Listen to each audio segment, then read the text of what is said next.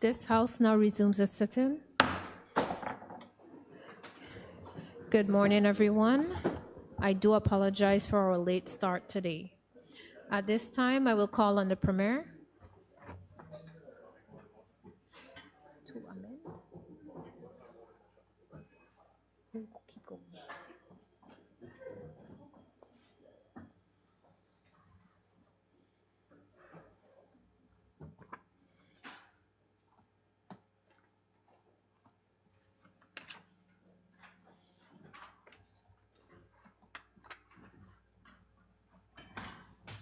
Thank you, Madam Speaker. Good morning to everyone. Madam Speaker, I move that the bill shortly entitled Banks and Trust Companies Amendment Act 2023 be read a second time. I will now read the objects and reasons. The principal aim of the bill is to refine provisions of the Banks and Trust Companies Act for consistency between all regulatory legislation and to bring clarity to and update certain definitions. Clause 2 streamlines the definition of significant interests for consistency throughout all regulatory legislation and to ensure that all relevant components of beneficial ownership are captured. This makes it abundantly clear the types of persons that are considered to have significant interest in the license, for which any changes must be approved by the Commission. The definition of registered office services is updated to reflect the provision of services to limited partnerships under the Limited Partnership Act. The definition of trust business is also updated to clarify that arranging for another person to act as a professional trustee, protector, or administrator also constitutes trust business in line with FATF international standards. Clause 3 expands the criteria that must be satisfied for the Commission to grant a license, streamlining provision 4 in line with the criteria outlined in other regulatory legislation. The remaining clauses make minor amendments that streamline provisions for consistency across all regulatory legislation. Accordingly, honorable members of the House of Assembly are kindly requested to consider and approve the bill. Thank you, Madam Speaker. Madam Speaker, I rise to second the motion. Thank you. Honorable members, the floor is now open for debate. Given that no member wished to debate, I call upon the Premier to wrap up. Thank you, Madam Speaker. I thank the members for their support and I look forward to going through the bill in committee stage. Thank you. Thank you. It has been moved and seconded that the bill shortly entitled Banks and Trust Companies Amendment Act 2023 be now read its second time. Those in favor? Aye. Those against? The ayes have it. I call upon the clerk to read the bill a second time. This act may be cited as the Banks and Trust Companies Amendment Act 2023. Thank you. Pursuant to Standing Order 55-1 of the House of Assembly of the Virgin Islands, the bill now stands committed to a committee of the whole House to consider it clause by clause. House is now in committee.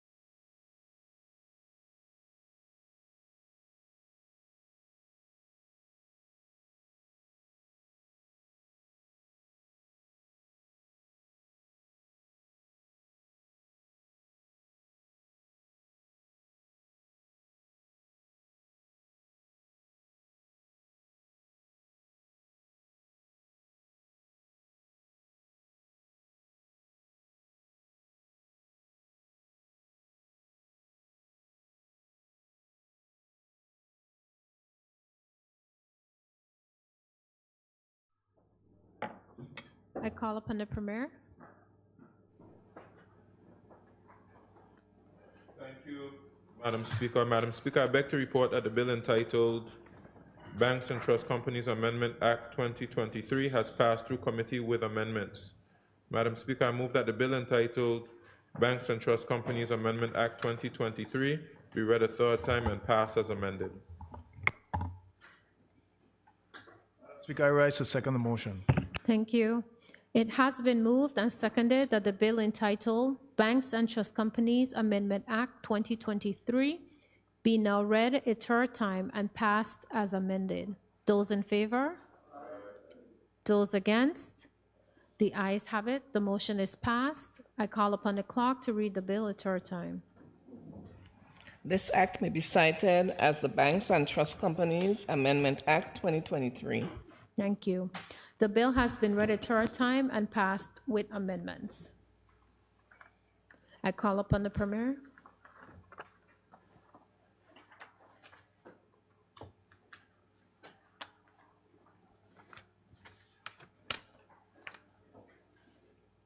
Thank you, Madam Speaker. Madam Speaker, I move that the bill shortly entitled Insurance Amendment Act 2023 be read a second time. I will now give the objects and reasons. Madam Speaker, the principal aim of the bill is to refine provisions of the Insurance Act to create consistency between similar provisions across all regulatory legislation. The bill specifically streamlines the definitions of significant interest and controlling interest to align with the definitions throughout all regulatory legislation and to ensure that all relevant components of beneficial ownership are captured in line with international standards. The bill also makes it abundantly clear that licensees are required to seek the Commission's approval prior to effecting any changes to significant interest or controlling interest in the license. Accordingly, honorable members of the House of Assembly are kindly requested to consider and approve the bill herein. Thank you, Madam Speaker.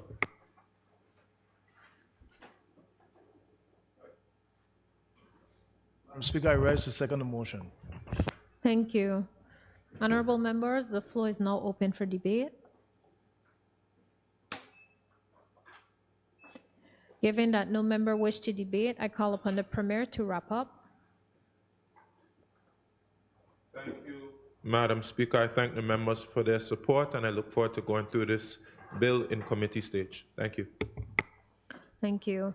Honorable members, it has been moved and seconded that the bill shortly entitled Insurance Amendment Act 2023 be now read a second time. Those in favor? Those against? The ayes have it. I call upon the clerk to read the bill a second time. This act may be cited as the Insurance Amendment Act 2023. Thank you. Pursuant to Standing Order 55-1 of the House of Assembly of the Virgin Islands, the bill now stands committed to a committee of the whole House to consider it clause by clause. House is now in committee.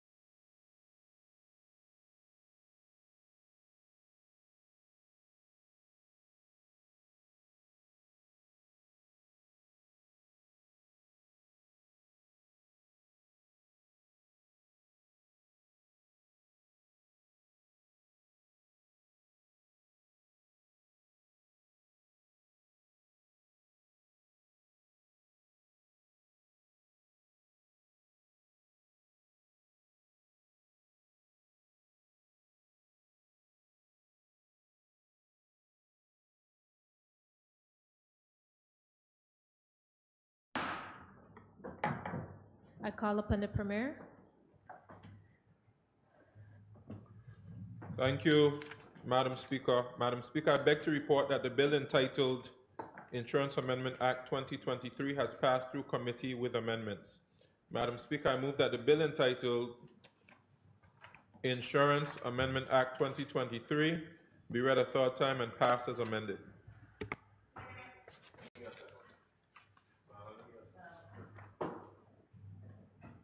Madam Speaker, I rise to second the motion. Thank you. It has been moved and seconded that the bill entitled Insurance Amendment Act 2023 be now read a third time and passed as amended. Those in favor? Aye. Those against? The ayes have it. The motion is passed. I call upon the clerk to read the bill a third time. Be cited as the Insurance Amendment Act 2023. Thank you. The bill has been read a third time and passed with amendments. I call upon the Premier. Thank you, Madam Speaker. Madam Speaker, I move that the bill shortly entitled Financial Services Commission Amendment Act 2023 be read a second time, and I'll now give the objects and reasons.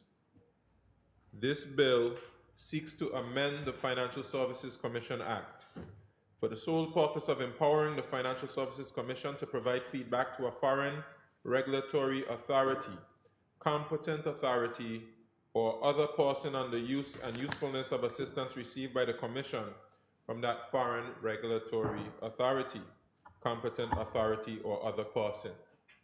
In a similar vein, the bill empowers the Commission to request feedback from a foreign regulatory authority or other person on the use of and usefulness of any assistance provided by the Commission. This arrangement will assist each party to review as necessary its mutual legal assistance regime to ensure better and enhanced cooperation. Accordingly, honorable members of the House of Assembly are kindly requested to consider and approve the bill. Thank you, Madam Speaker. Madam Speaker, I rise to second the motion. Thank you. Honorable members, the floor is now open for debate. Given that there is no debate, I'll call on the Premier to wrap up. Thank you, Madam Speaker. I thank the members for their support and look forward to going through this bill in committee stage. Thank you. Thank you. Honorable members, it has been moved and seconded that the bill shortly entitled Financial Services Commission Amendment Act 2023 be now read a second time. Those in favor? Aye. Those against? The ayes have it. I call upon the clerk to read the bill a second time. This act may be cited as the Financial Services Commission Amendment Act 2023. Thank you. Pursuant to Standing Order 55-1 of the House of Assembly of the Virgin Islands, the bill now stands committed to a committee of the whole House to consider it clause by clause. House is now in committee.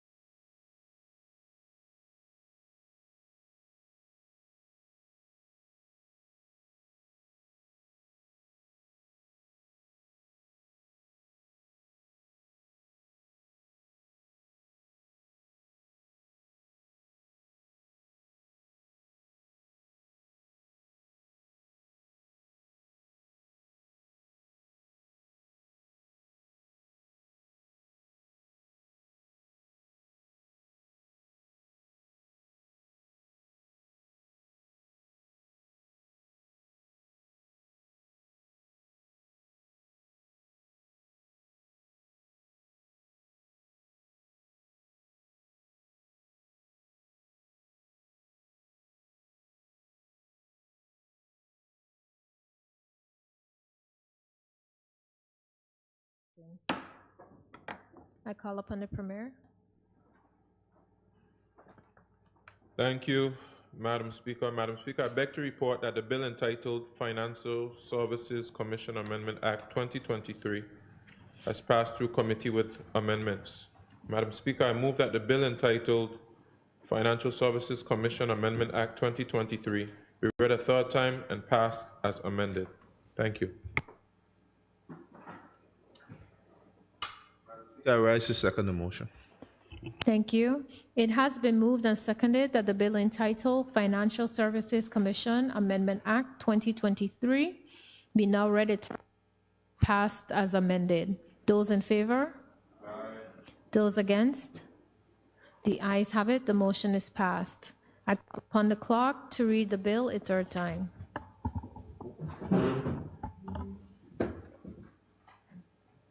This act may be cited as the Financial Services Commission Amendment Act 2023. Thank you. The bill has been read a third time and passed with amendments. I call upon the Premier.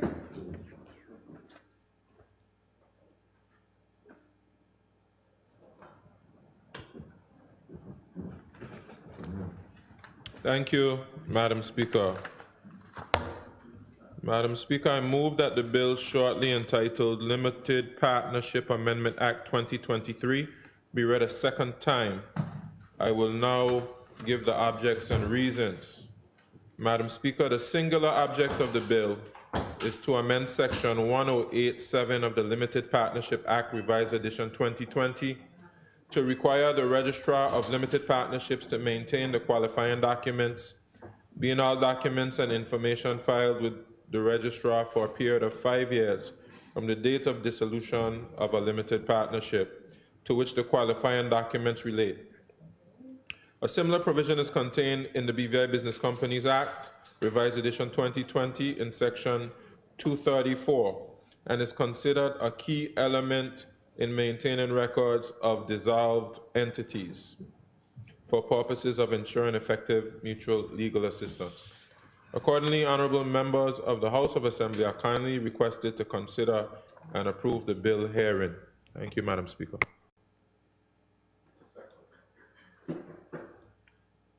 Speaker, I rise to second the motion. Thank you. Honorable members, the floor is open for debate. I recognize the Leader of the Opposition.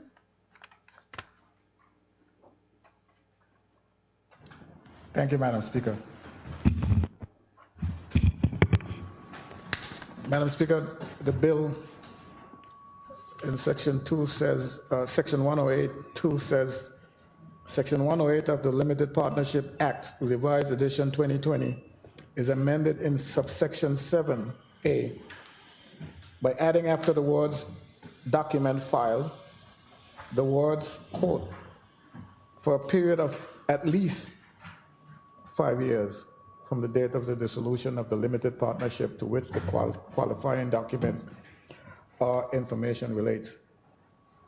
As I said, Madam Speaker, when I was making contribution earlier to this bill, which was an error, it says a period of at least 5 years.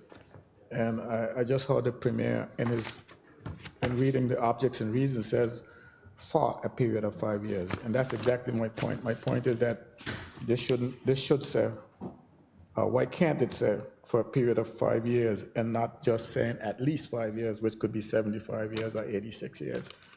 So people are concerned that they would prefer to have it say 5 years period, and that's it. Thank you, Madam Speaker. Thank you. Leader of the Opposition. Any other member? At this time, I call upon the Premier to wrap up. Thank you, Madam Speaker, and I thank the Leader of the Opposition for his intervention, and that is something that can be considered within committee, and I look forward to discussions in committee. Thank you, Madam Speaker. Thank you. It has been moved and seconded that the bill shortly entitled Limited Partnership Amendment Act 2023 be now read a second time. Those in favor? Aye. Those against? The ayes have it. I call upon the clerk to read the bill a second time. This act may be cited as the Limited Partnership Amendment Act 2023. Thank you. Pursuant to Standing Order 55-1 of the House of Assembly of the Virgin Islands, the bill now stands committed to a committee of the whole House to consider it clause by clause. House is in committee.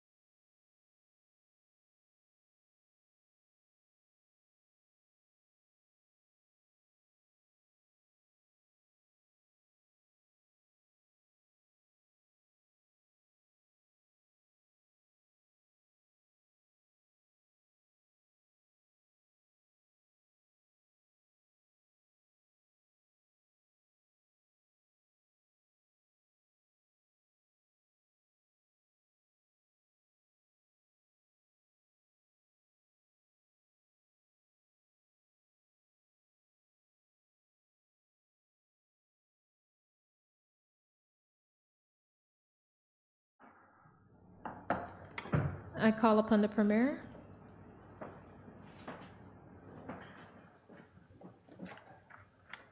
Thank you, Madam Speaker. Madam Speaker, I beg to report that the bill entitled Limited Partnership Amendment Act 2023 has passed through committee with amendments. Madam Speaker, I move that the bill entitled Limited Partnership Amendment Act 2023 be read a third time and passed as amended. Thank you. Madam Speaker, I rise to second the motion. Thank you. Honorable members, it has been moved and seconded that the bill entitled Limited Partnership Amendment Act 2023 be now read a third time and passed as amended. Those in favor? Those against? The ayes have it. The motion is passed. I call upon the clerk to read the bill a third time.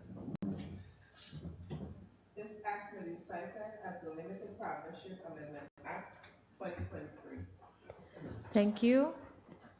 The bill has been read a third time and passed with amendments. I call upon the Premier. Thank you, Madam Speaker. Madam Speaker, I move a motion to reorder the order paper, or to amend the order paper, I should say. I'm proposing a new, this would be a new 18, Roman numeral 18, under, sorry, this would be a new Roman numeral 15. A new Roman numeral 15 under public business, government business, which is 7.1. So a new 7.1.15. And that would be the Counter-Terrorism Amendment Act 2023.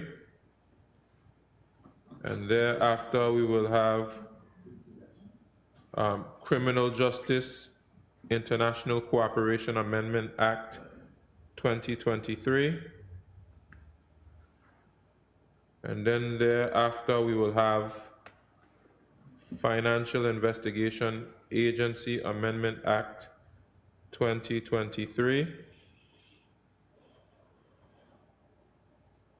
And then we will have a new, we will put the Elections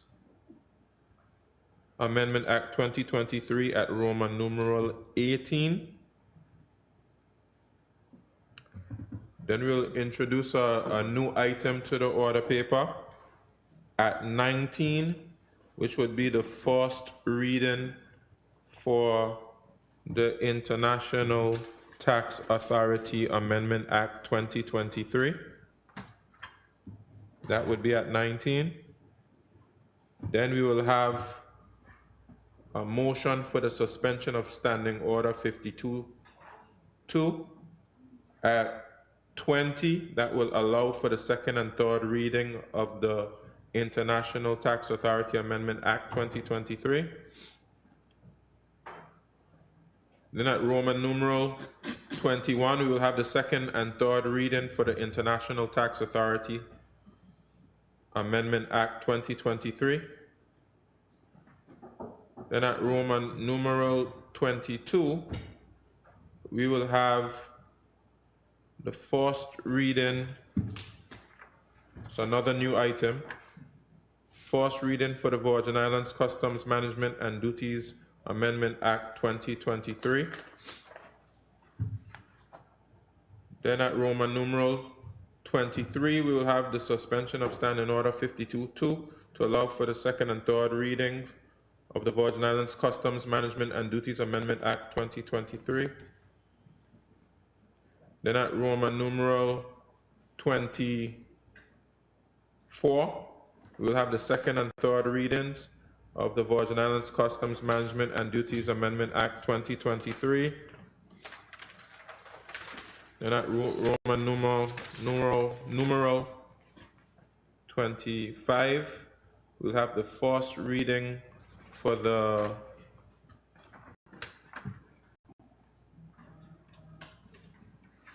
Stamps Amendment Act 2023. And at Roman numeral 26, we'll have the suspension of Standing Order 52-2 to allow for the second and third Act 2023. And at Roman numeral 27, we'll have the second and third reading of the Stamps Amendment Act 2023, and all other items would be renumbered sequentially.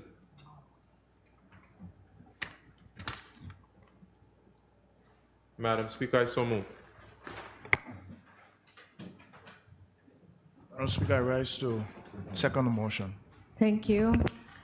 Honorable members, a motion has been moved and seconded for the reordering of the order of the day. Those in favor? Those against? The ayes have it. The motion is passed. The order of the day is so reordered. I call upon the Premier. Thank you, Madam Speaker. Madam Speaker, I move that the bill shortly entitled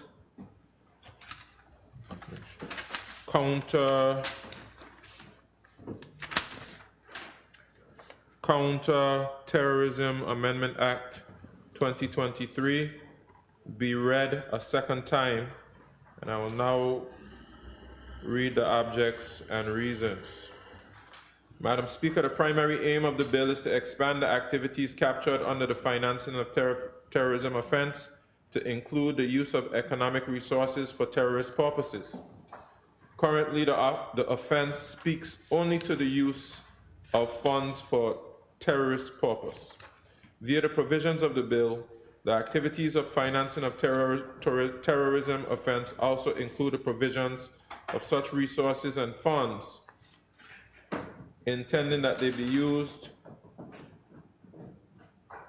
or knowing that they are to be used in full or in part to finance the travel or of a person to prepare, plan, or participate in terrorist acts, or to provide or receive terrorist training. The bill also clarifies that the attempt, participation, organizing, or directing of others to commit or to attempt to commit a terrorist financing offense and contributing to the commission or attempted commission of a terrorist financing offense also constitutes an offense. Finally, the bill creates a defense in relation to a disclosure of information made pursuant to sharing obligations under financial groups, group-wide programs against money laundering and terrorist financing.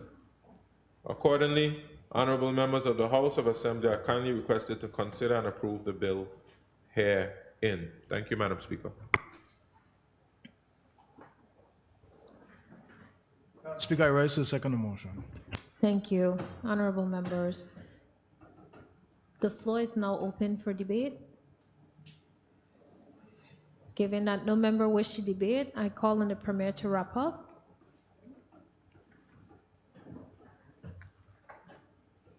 Madam Speaker, I thank the members for their support and look forward to going through this bill in committee stage. Thank you. Thank you. It has been moved and seconded that the bill shortly entitled Counter-Terrorism Amendment Act 2023 be now read a second time. Those in favor? Aye. Those against? The ayes have it. I call upon the clerk to read the bill a second time. This act may be cited as the Counter-Terrorism Amendment Act 2023. Thank you. Pursuant to Standing Order House of Assembly of the Virgin Islands, the bill now stands committed to a committee of the whole House to consider it clause by clause. House is now in committee.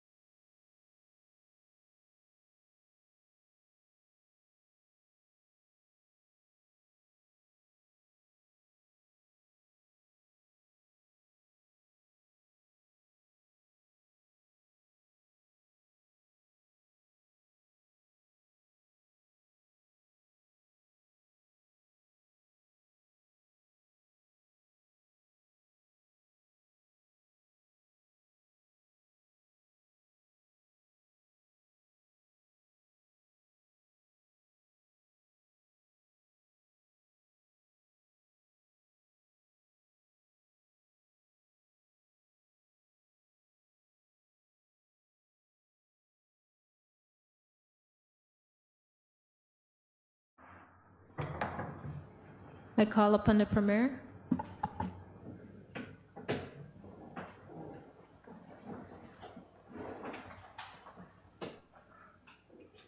Thank you, Madam Speaker.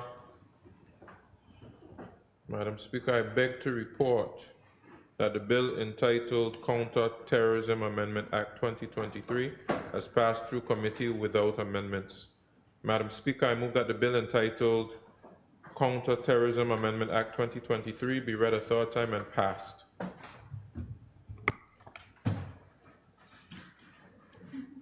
Speaker, I rise to second the motion. Thank you. It has been moved and seconded that the bill entitled Counter-Terrorism Amendment Act be now read a third time and passed. Those in favor? Those against? The ayes have it. The motion is passed. I call upon the clerk to read the bill a third time. This act may be cited as the Counter-Terrorism Amendment Act 2023. Thank you. The bill has been read a third time and passed. I call upon the Premier.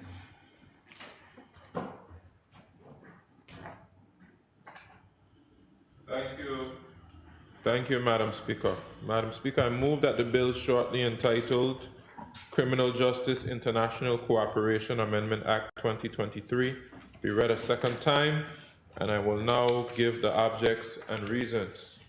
Madam Speaker, the purpose of this bill is to further strengthen the provisions of the Criminal Justice International Cooperation Act by inserting mechanisms for the Attorney General to provide feedback where requested on assistance given by a foreign competent authority.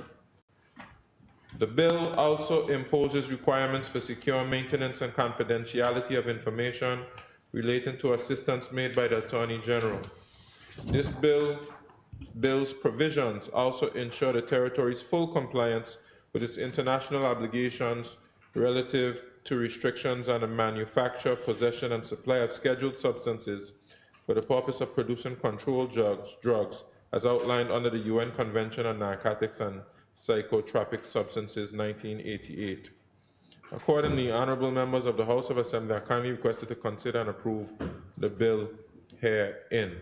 Thank you, Madam Speaker. Thank you. I'm sorry, go ahead, Honorable Deputy Premier.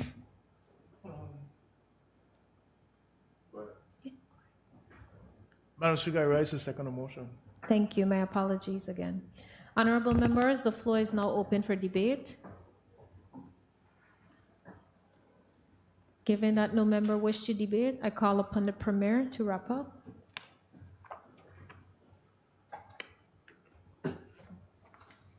Thank you, Madam Speaker. Madam Speaker, I thank the members for their support and look forward to going through this bill in committee stage. Thank you. Thank you. It has been moved and seconded that the bill shortly entitled Criminal Justice International Cooperation Amendment Act 2023 be now read a second time. Those in favor? Aye. Those against? The ayes have it. I call upon the clerk to read the bill a second time. This act may be cited as the Criminal Justice International Cooperation Amendment Act 2023. Thank you. Order 55-1 of the House of Assembly of the Virgin Islands, the bill now stands committed to consider it clause by clause. House is now in committee.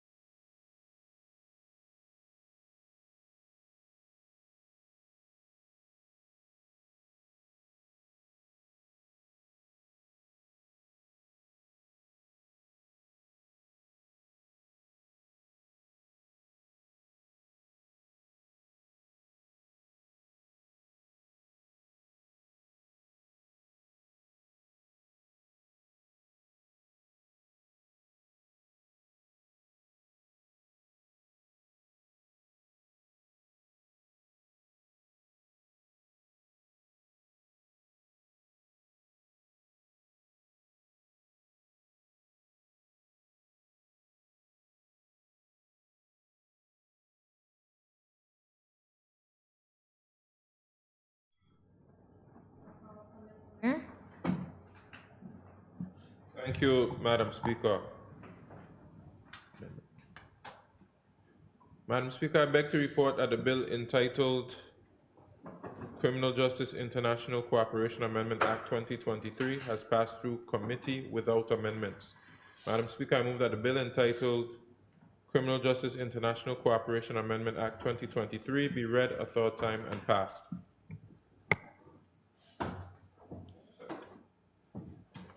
Madam Speaker, I rise to second the motion. Thank you. It has been moved and seconded that the bill entitled Criminal Justice International Cooperation Amendment Act 2023 be now read a third time and passed. Those in favor? Aye. Those against? The ayes have it. To read the bill a third time. This act may be cited as the Criminal Justice International Cooperation Amendment Act 2023. Thank you. The bill has been read a third time and passed. I call upon the Premier.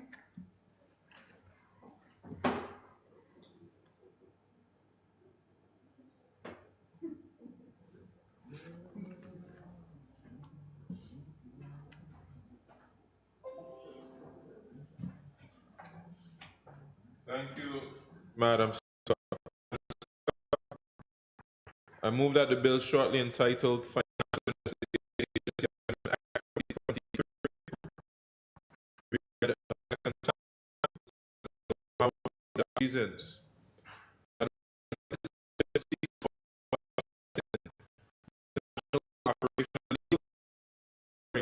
Investigation Agency Act, Revised Edition 2020. By clarifying that the Financial Investigation Agency can provide mutual legal assistance to foreign supervisory bodies and perform functions corresponding to the functions performed by the FIA. This includes the function of supervising designated non-financial businesses and professions for AML-CFT compliance. In addition, the bill ensures that the FIA is able to legally give feedback to a foreign financial investigation agency with respect to assistance, such as provision of information, document, or other material, provided by that agency on the use and usefulness of the assistance provided. The feedback is to be provided on the basis of a written request received by the FIA from that foreign financial investigation agency. Conversely, the FIA is similarly empowered to request feedback in writing from a foreign financial investigation agency on the use and usefulness of any assistance provided to the FIA. This arrangement will assist each party to review as necessary its mutual legal assistance regime to ensure better and enhanced cooperation. Accordingly, honorable members of the House of Assembly are kindly requested to consider and approve the bill herein. Thank you, Madam Speaker. Madam Speaker, I rise to second the motion. Honorable members, the floor is open for debate. I recognize for the Honorable Wheatley. Thank you, Madam Speaker. I think at this point we have passed, some 16 pieces of legislation so far concerning financial services, and there are a few more yet to go. But I just want to interject here because I'm seeing certain messages and certain conversations. We left here last night after 11, and we're back here today. And I think the person needs to understand why it's so important that this happened, even at this 59 minutes, so to speak. Madam Speaker, the BVI depends primarily on two sectors: financial services and tourism. Financial services, though we are a small jurisdiction, we are a major international player, Madam Speaker, in this arena. I don't think sometimes persons really appreciate what that means. When you play on an international stage where you're competing globally, it is so important that you always keep up or keep ahead. Because what we have here, a lot of other persons want. Compliance is an incredible part of this process. They're waiting to see you fail, Madam Speaker, so someone can come and snatch it away from us. And that's why we are here. When you choose to represent people, and a country, sometimes you have to be up late and up early again in the morning. Madam Speaker, financial services not only supports our local economy here, it supports economies around the globe. Jobs and livelihoods depend heavily on what we do here among these hallowed walls here in the British Virgin Islands. I'm not sure many persons really appreciate what that means. The responsibility we hold as elected members to make sure we safeguard this industry that's constantly under pressure, constant shifting goalposts, constant this and constant that. It's 16 pieces so far. We can't afford to drop the ball. That's why we are here again today on this 15th minute. A lot of persons, a lot of countries, a lot of economies around the globe. And as Speaker of South Africa, on behalf of the government, representing financial services, as we try to expand our markets even beyond where we currently are. And we are all over the world. Not every part of the world, but all over the world. And our job is to make sure that we stay ahead of the curve when it comes to protecting this vital sector for the British Virgin Islands. Hopefully, in the coming months or years, we will get back on the road again to expanding more into Africa. Everyone is going to Africa. Let's not lose the opportunity to get our foot in there and do what we need to do for these economies around the world. And Speaker, I just thought of interject there because I think some persons don't really understand why it's so important. We're not rushing in for our sake. It's not our stuff. We're rushing in for the sake, or we're doing this for the sake of the country, Madam Speaker. I just thought I'd clear it up. Thank you very kindly.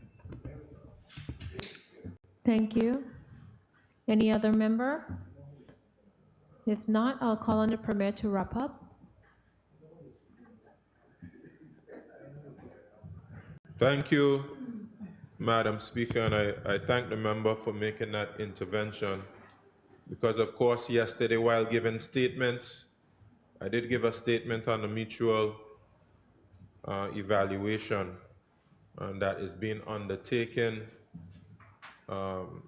by the International Monetary Fund, a team from the International Monetary Fund on behalf of the Caribbean Financial Action Task Force.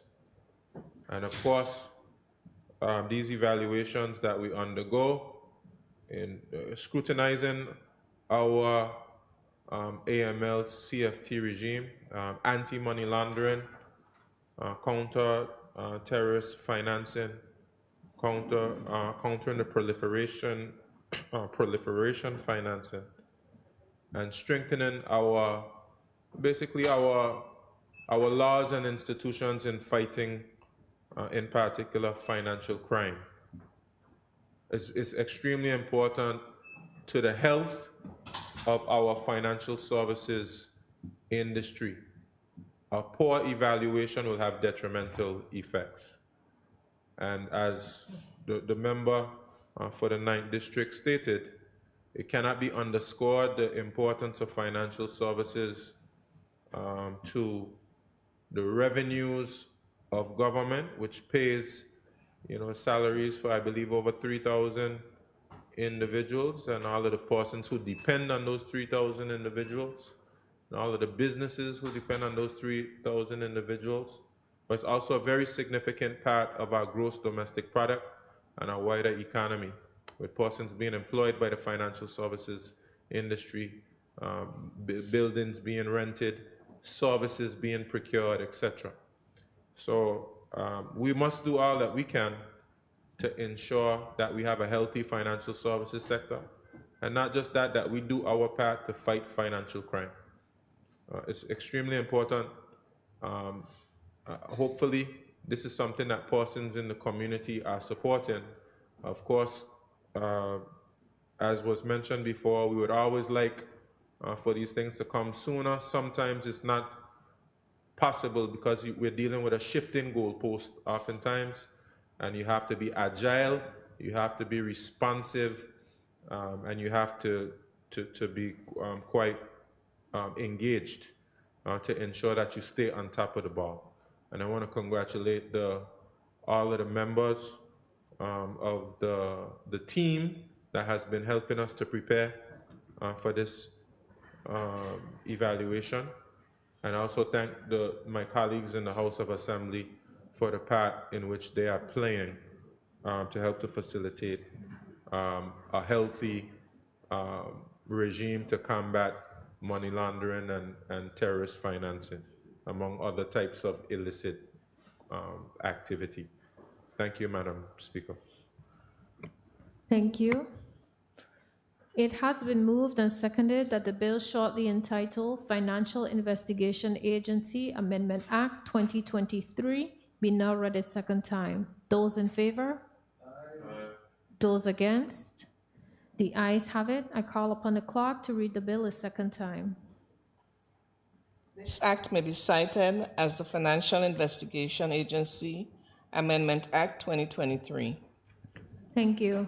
Pursuant to Standing Order 55-1 of the House of Assembly of the Virgin Islands, the bill now stands committed to a committee of the whole. House is now in committee.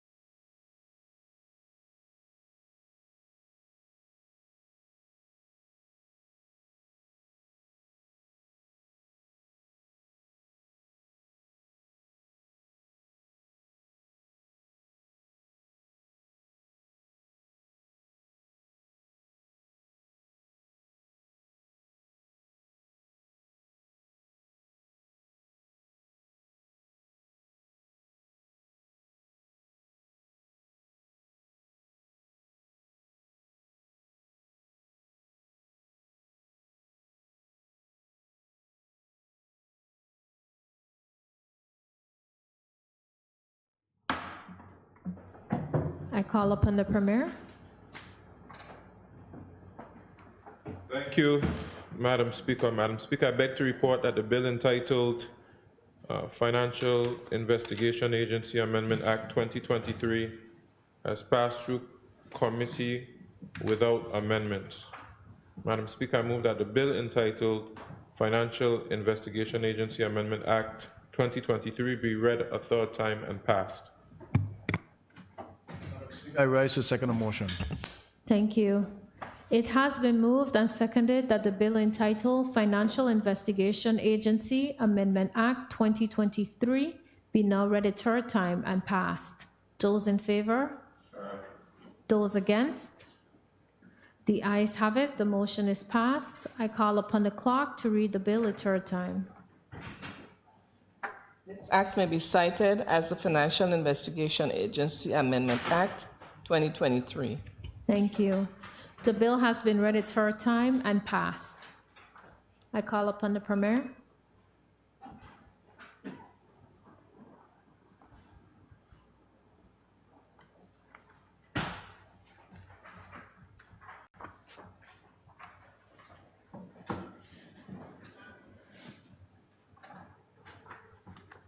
Thank you, Madam Speaker.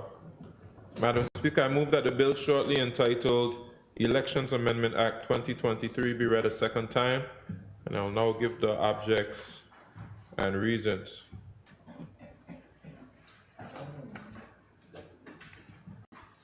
Madam Speaker, several changes to the Election Act have been proposed to ensure that we maintain a modern approach to the electoral process in the Virgin Islands. These changes, among other things, will allow instruments for public review, including all notices and voters' lists, to be published electronically and be accessible via QR code.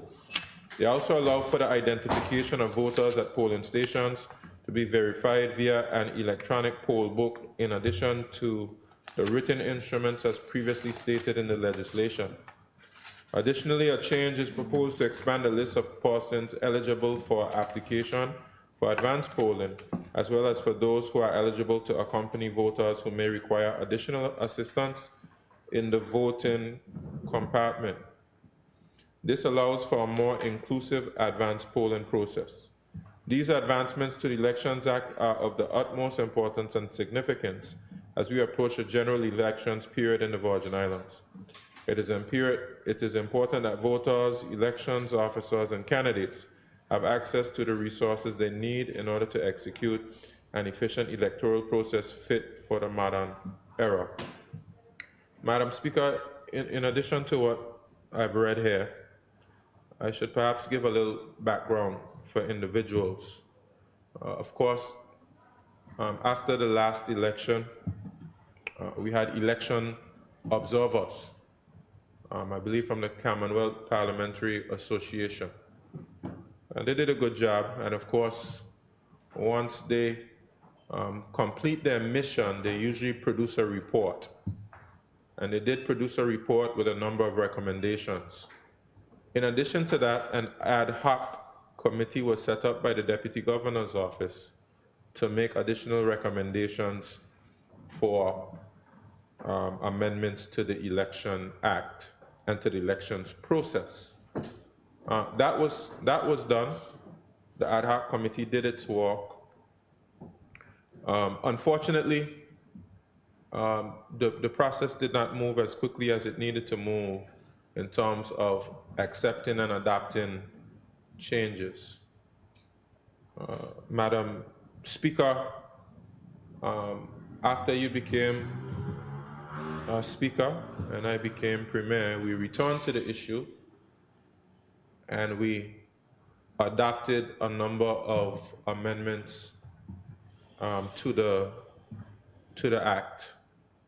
Unfortunately, Madam Speaker, these were adopted some months before general elections, and it was recommended that all changes to the Elections Act be made at least within a year, 1 year. And of course, we were within that year. So we have a number of changes here which are mostly administrative and can be done, I would say, with little confusion. That is why we are bringing these changes here. But it doesn't mean that some of the other changes which we have already adopted cannot go forward in the next House of Assembly.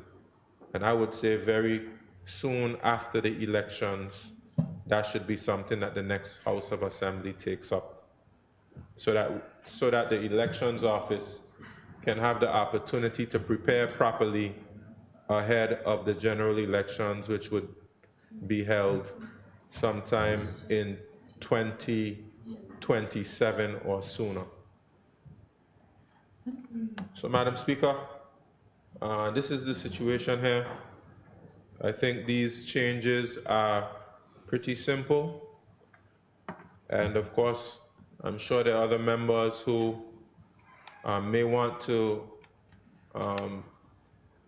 look at one or two other issues that are not contemplated here right now, and that is something that that we can certainly do.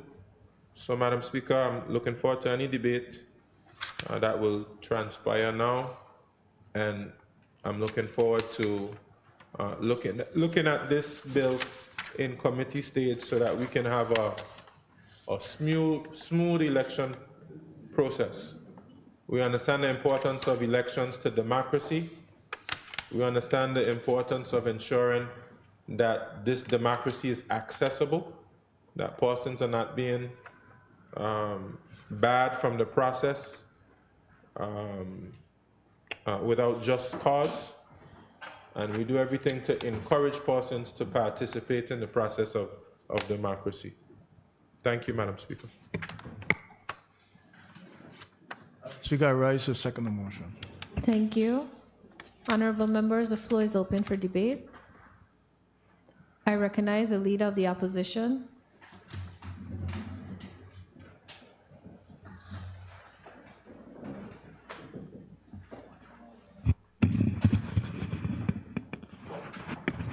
Thank you, Madam Speaker.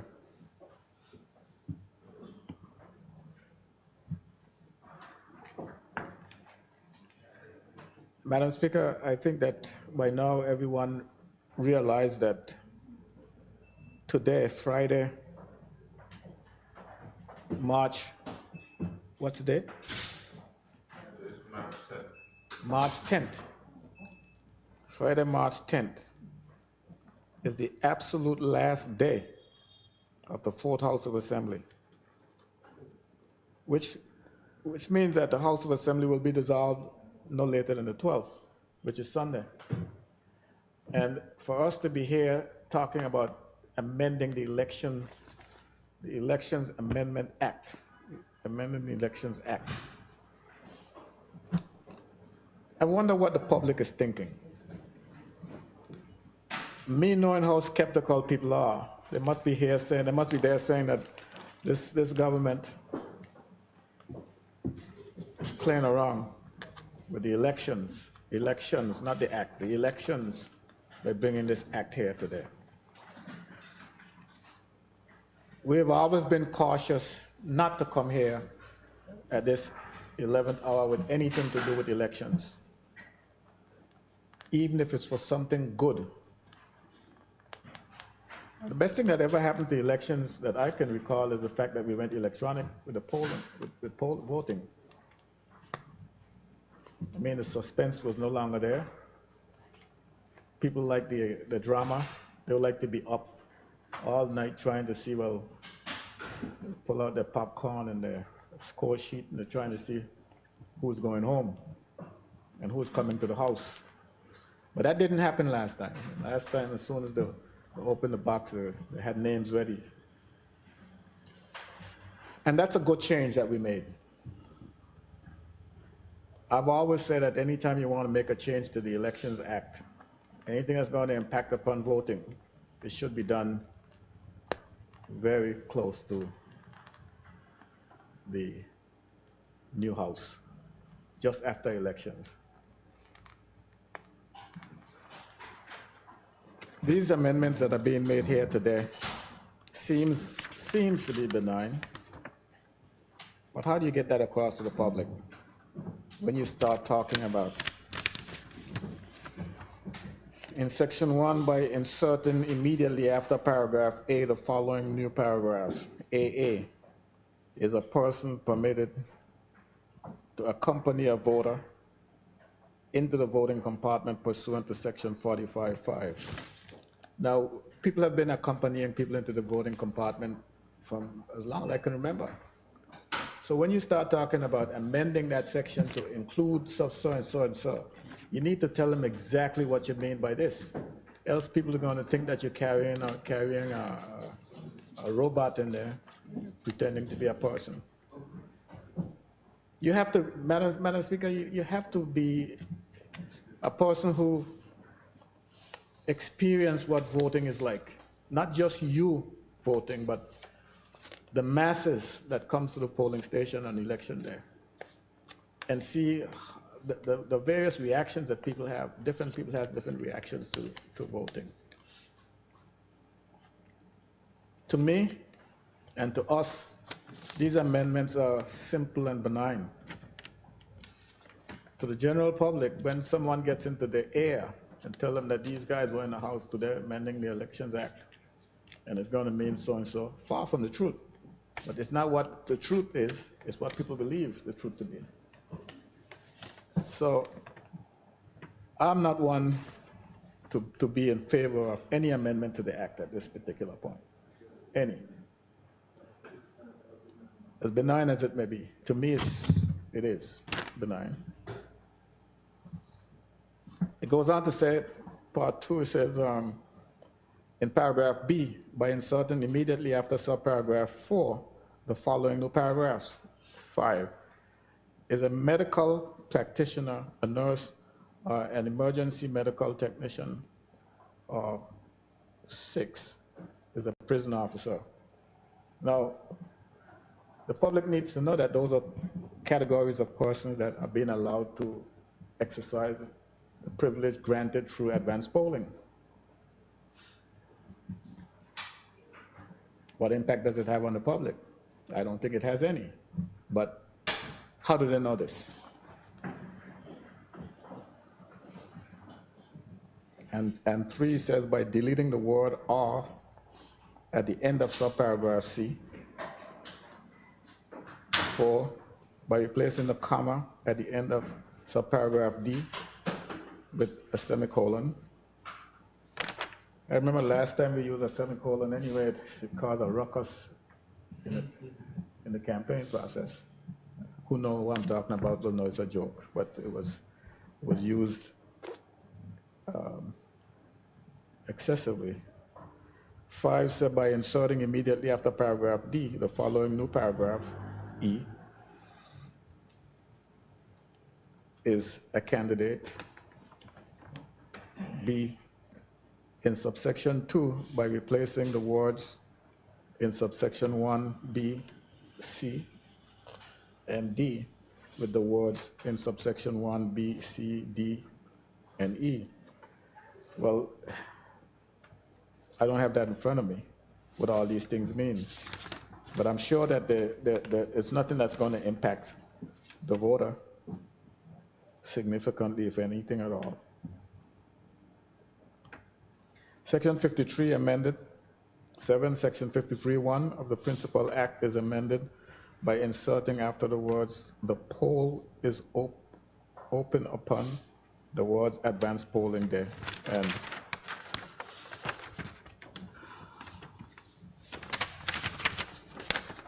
that concludes the amendment to this act, except that collectively, enough of us would like to see a change made to Section 40 of the Principal Act.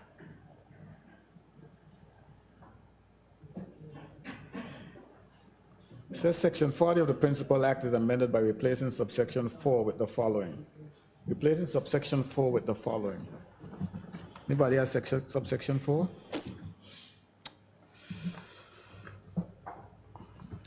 Every voter upon entering the polling station shall present his or her voter registration card or government-issued identification such as his or her driver's license or passport to the poll clerk. And the poll clerk shall then ascertain if the name of the voter appears on the official list of voters or in electronic poll book. And when it has been ascertained that the voter is qualified to vote at the polling station, the poll clerk shall declare the voter's name, address, and occupation. And then the voter shall be allowed to vote unless an election officer or any agent of the candidate present at the polling station desires that he or she be first sworn in. Madam Speaker, if I could just take a second to try to find out what that section is all about, was all about.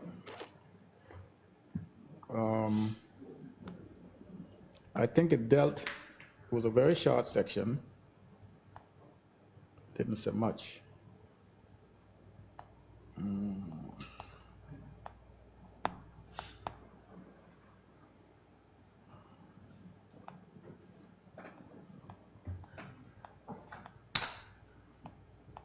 Madam Speaker, I think that we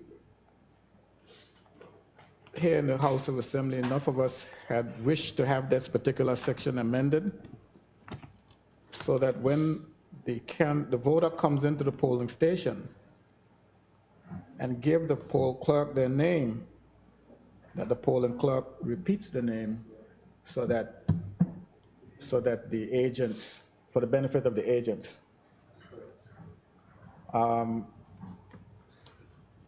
I see the section was amended, and that was not included, but it will get included because I know it's of benefit to the agents in the room. It was done in the past, and last election, for some strange reason, it was not. It was brought to our attention that it's not a part of the law. I think that it was being done in the past just as a courtesy. Well, I think that what's going to happen now is that we need to have this particular provision included in this section, that the poll clerk, upon receiving the name from the voter, will repeat it so that agents in the room can hear it. And that's my contribution to this particular piece of legislation that is being presented to us for amendment today, Madam Speaker. Thank you. Any other member wish to speak? The territorial member, Honorable Carvin Malone. Thank you very much, Madam Speaker, for allowing me the opportunity to lend just two small comments to this. I'm not sure if this will be available now, but this section, a lot of people are concerned as to who qualifies, because as many times as we have voted in the Virgin Islands, who qualifies, especially since the 2007 amendments, or the new Constitution of 2007, who qualifies to hold office becomes a question every time. Now, by practice, it seems as if you will have to protest this if and when a person is elected. If you have any doubts, then the person's running or a particular constituent can contest this. My feeling has always been, and it continues, that there should be a gate test. The elections office should be burdened with the task of that everyone that hits that body or hits that list has been vetted and so qualified, so that there's no doubt in anyone's mind as to who qualifies to vote, because they have to register. They have to register and they have to sign and saying that all of the details are factual. And I think that it will ease up a number of concerns that people are having, and this 2000 interpretation of the same particular question would then be put to rest. The second thing is, and I can't make a fuss of it because the district of which it is affecting is basically not saying much about it, but it came to mind. I saw the new list of approved locations for voting. And I'm seeing that in the 7th district, because the church is under repair, that it has been moved further west to the HLSCC. And I am just saying that the time is right because I'm affected too. That those persons who were used to just walking down the road and voting at the particular spot, it becomes a particular issue. So I think save for when I saw it here, I wasn't fully aware that it had moved. And I'm almost betting that a lot of words will have to go out to state that don't wait until 5 minutes before the poll closed to walk down by the church. It isn't there. And then transportation may well have to be sought out, because this will be the first time that it will happen that I know, because everyone always likes to say first. I always knew it to be at the church. So, and there are 1 or 2 churches nearby also. So just those 2 notes, I'm not sure any of them is direct relevant to what we're passing now, or if it could be added, but just to say we have to be mindful of those two areas. It will come up again, or they will come up again. Thank you. Thank you. Any other member? I call on the Premier at this time to wrap up. Thank you, Madam Speaker. I want to thank the two members for their interventions. Of course, Leader of the Opposition gave some very useful feedback, I believe, that can be some explanation to the public and some useful feedback that we can consider in committee. And of course, the matter of the polling stations is one that I can assure the territorial at-large member did not escape my attention. I didn't necessarily want to discuss it in this forum, but we have already discussed what measures we may be able to take as it pertains to that. And I'll just leave that there until we have further discussions on it. But just to say, we want to ensure that we encourage participation in the process and that we should be cognizant of the location of the polling stations and what type of difficulty that might create. And of course, I will always be in favor of measures which encourage more participation rather than discourage participation. I think that has to be a conversation between members of the House and the Elections Office. So I'll just leave that there. I'm very cognizant of the reasons why some proposed changes have been proposed, and I understand basically. But of course, the other factors must be considered as well, and we have to be sensitive to that. So having said that, Madam Speaker, I'm looking forward to going through this bill in committee stage. Thank you, Madam Speaker. Thank you. Honorable members, it has been moved and seconded that the bill shortly entitled Elections Amendment Act 2023 be now read a second time. Those in favor? Those against? The ayes have it. I call upon the clerk to read the bill a second time. This act will be cited as the Elections Amendment Act 2023. Thank you. Pursuant to Standing Order 55-1 of the House of Assembly of the Virgin Islands, the bill now stands committed to a committee of the whole House to consider it clause by clause. House is now in committee.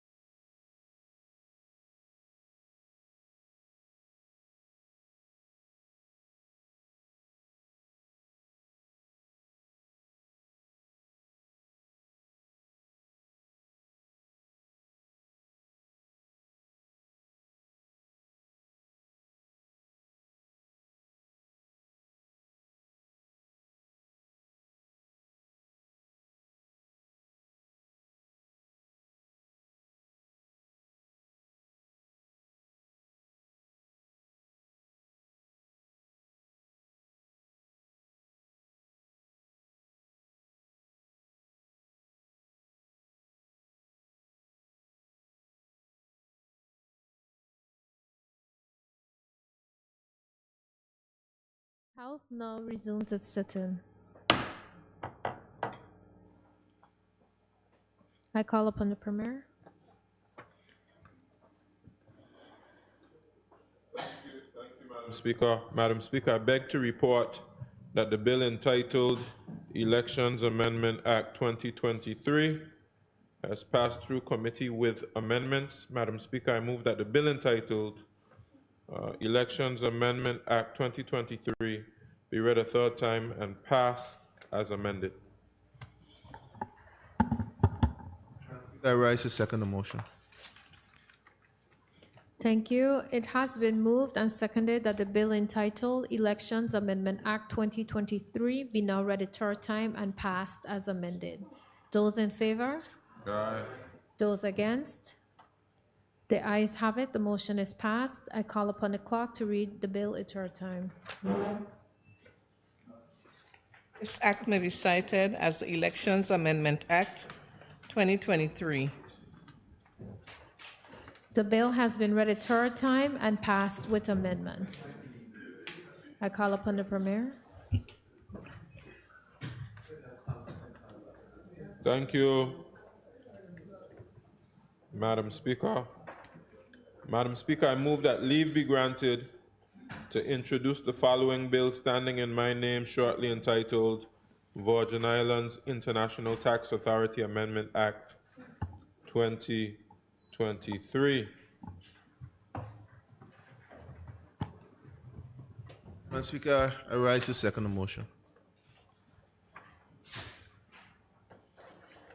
Thank you. It has been moved and seconded that leave to introduce the bill shortly entitled International Tax Authority Amendment Act 2023 be granted. Those in favor? Aye. Those against? The ayes have it. I now call upon the Premier. Thank you, Madam Speaker. Madam Speaker, I introduce the bill standing in my name shortly entitled Virgin Islands International Tax Authority Amendment Act, or International Tax Authority Amendment Act 2023. Madam Speaker, I move that the bill shortly entitled International Tax Authority Amendment Act 2023 be now read a first time. Second. Madam Speaker, I rise to second the motion. Thank you. It has been moved and seconded that the bill shortly entitled International Tax Authority Amendment Act 2023 be now read a first time. Those in favor? Those against? The ayes have it. I call upon the clerk to read the bill for the first time. This act may be cited as the International Tax Authority Amendment Act 2023. Thank you. I call upon the Premier.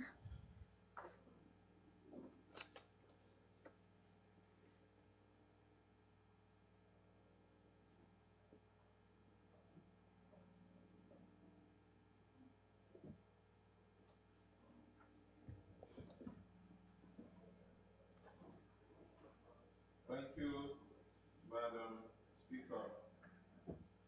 Madam Speaker, I move that standing order number 52-2 be suspended to allow for the bill shortly entitled International Tax Authority Amendment Act 2023 to be read a second time.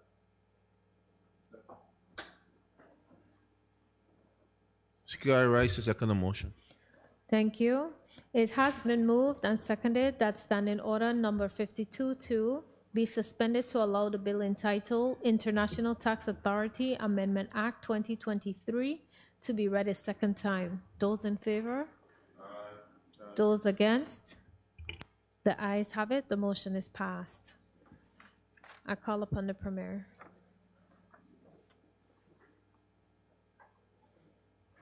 Thank you, Madam Speaker. Madam Speaker, I move that the bill shortly entitled International Tax Authority Amendment Act 2023 be read a second time, and I now will give the objects and reasons. Madam Speaker, the International Tax Authority Act, Revised Edition 2020, establish the International Tax Authority, and charge it with the responsibility of ensuring compliance of the Virgin Islands with all international standards relating to cross-border tax matters. This amendment is being made to strengthen the powers of the ITA, to ensure compliance with these standards, and to update the membership of its board. The proposed amendments are set out in the International Tax Authority Amendment Act 2023, hereinafter referred to as the bill. Clause 1 of the bill sets out the short title. Clause 2 proposes to amend Section 3 to provide for an exclusion for local companies and entities. The process for this exclusion will be based on the entity's tax resident status and must be demonstrated to the authority. Clause 3 proposes to amend Section 3 by introducing the financial secretary as a board member of the ITA and appointing him as the chairman. Clause 4 proposes to amend Section 41 by removing the requirement for legal entities to keep written compliance procedures manuals. Clause 5 proposes to amend Section 20 to allow the authority to issue rules or guidance regarding all mutual legal assistance legislation. Clause 6 proposes to repeal Section 21 of the ITA Act as a consequential amendment to the change in Section 20. Clause 4 proposes to repeal Section 22 of the ITA Act as a consequential amendment to the change in Section 20. And Clause 8 proposes to insert Section 27 to require local companies and entities to apply to the authority for an exclusion certificate. Clause 9 proposes to amend Schedule 2 by allowing for the ITA board members to select a chair from among those members present when both the financial secretary and the executive director of international business regulations are absent. Madam Speaker, I look forward to my colleagues' support on the bill.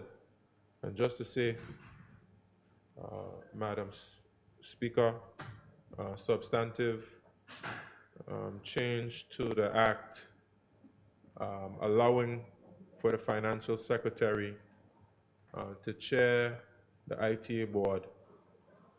As we know, the financial secretary is really the competent authority on tax matters in government. So I do think it is appropriate for him to be on the board and chair the board with the presence of the executive director of international business, who was the previous chair. That person would still be there. There would be, of course, someone as a technocrat who would be au fait and engaged with all the matters relating to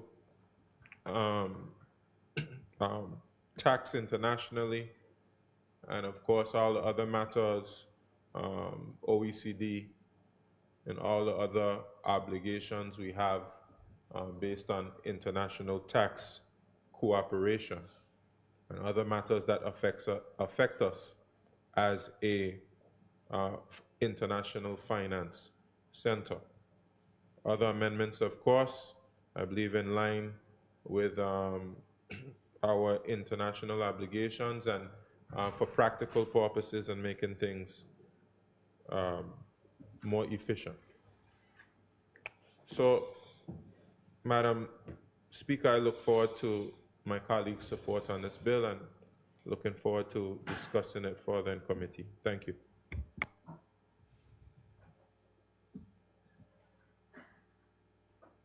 Madam Speaker, I rise to second the motion, and I reserve my comments at a later date in this proceedings. Thank you. Honorable members, the floor is now open for debate. Given that no member wishes to debate at this time, I will call on the Premier to wrap up.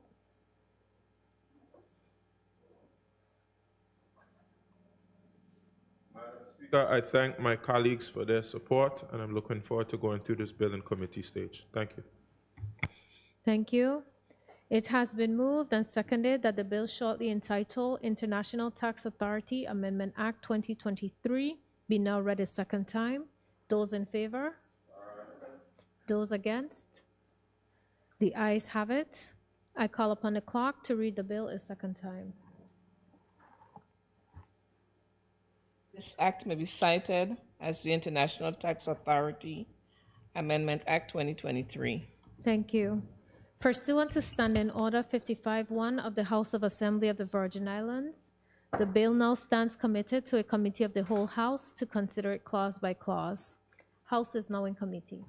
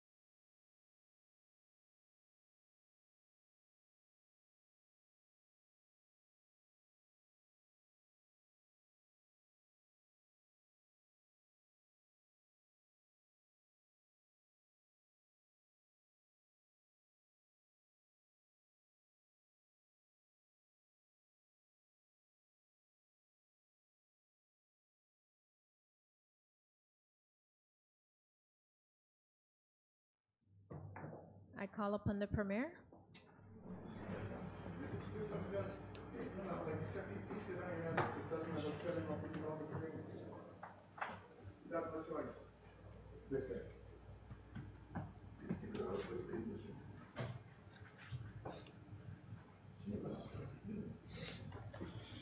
Madam Speaker, I thank you. I beg to report that the bill entitled International Tax Authority Amendment Act 2023 has passed through committee without amendments. Madam Speaker, I move that the bill entitled International Tax Authority Amendment Act 2023 be read a third time and passed. Thank you, Madam Speaker. Madam Speaker, I raise to second the motion. Thank you. Honorable members, it has been moved and seconded that the bill entitled International Tax Authority Amendment Act 2023 be now read a third time and passed. Those in favor? Aye. Those against? The ayes have it. The motion is passed. I call upon the clerk to read the bill a third time. This act may be cited as the International Tax Authority Amendment Act 2023. The bill has been read a third time and passed. I call upon the Premier.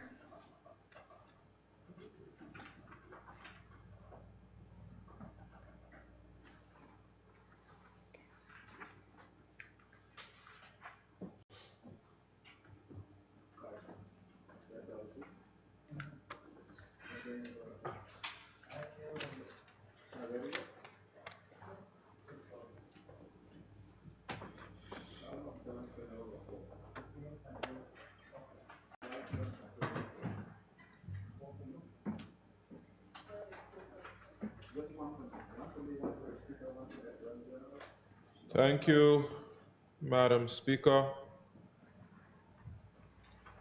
Madam Speaker, I move that leave be granted to introduce the following bill standing in my name, shortly entitled Customs Management and Duties Amendment Act 2023. Speaker, I raise to second the motion. It has been moved and seconded that leave to introduce the bill shortly entitled Customs Management and Duties Amendment Act 2023 be granted. Those in favor? Aye. Those against? The ayes have it. I now call upon the Premier. Thank you, Madam Speaker. Madam Speaker, I introduce the bill standing in my name, shortly entitled Customs Management and Duties Amendment Act 2023. Will explain its provision at the second reading. Madam Speaker, I move that the bill shortly entitled Customs Management and Duties Amendment Act 2023 be now read a first time.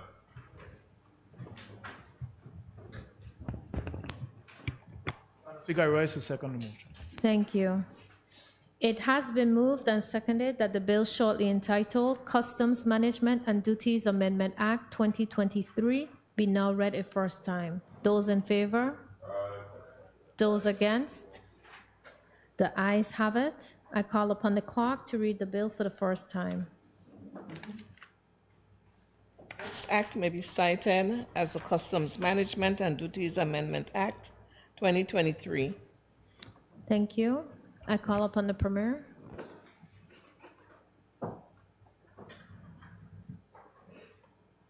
Thank you, Madam Speaker. Madam Speaker, I move that standing order number 52-2 be suspended to allow for the bill shortly entitled Customs Management and Duties Amendment Act 2023 to be read a second time. Speaker, I raise to second the motion. Thank you. It has been moved and seconded that standing order number 52-2 be suspended to allow the bill entitled Customs Management and Duties Amendment Act 2023 to be read a second time. Those in favor? Aye. Those against? The ayes have it. The motion is passed. I call upon the Premier. Thank you, Madam Speaker.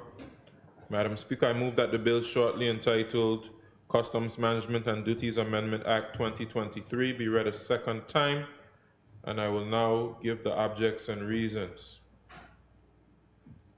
Madam Speaker, you may be aware that the Virgin Islands is a member of the Caribbean Financial Action Task Force. If you didn't know before, you certainly know now. As a member, the Virgin Islands is subject to an evaluation by the Caribbean Financial Action Task Force members against the Financial Action Task Force's international standards on combating money laundering and financing of the terrorism and proliferation. In accordance with the methodology for assessing technical compliance with the FATF recommendations and the effectiveness of AML-CFT systems. As a precursor to the evaluation, the National Risk Assessment made several recommendations for legislative reform to achieve technical compliance with the recommendations. The Financial Services Commission additionally undertook a benchmark exercise assessing the jurisdiction's technical compliance in accordance with the specifics of the methodology. These exercises have resulted in the drafting of new and amended bills required to enhance the jurisdiction's level of technical compliance with the recommendations. Madam Speaker, I present before the Honorable House the draft bill entitled Customs Management and Duties Amendment Act 2023, which seeks to amend the Customs Management and Duties Act 2010 for compliance with FATF Recommendation 40. Members be aware that the Caribbean Financial Action Task Force Mutual Evaluation Assessment Standards on AML-CFT, which is being led by the IMF and has commenced. The assessment team has undertaken a preliminary assessment of the jurisdiction's technical compliance against the FATF recommendations, i.e., the assessment of the jurisdiction's legislative regime against the requirements. Following its preliminary assessment, the team identified deficiencies, areas that were not abundantly clear, and inconsistencies across regulatory legislation that may lead to gaps in compliance with the recommendations. Some deficiencies have been cited relating to international cooperation. This has an impact on cooperation matters in relation to HM customs. As such legislative amendments should be made to the Customs Management and Duties Act to enhance the jurisdiction's level of compliance.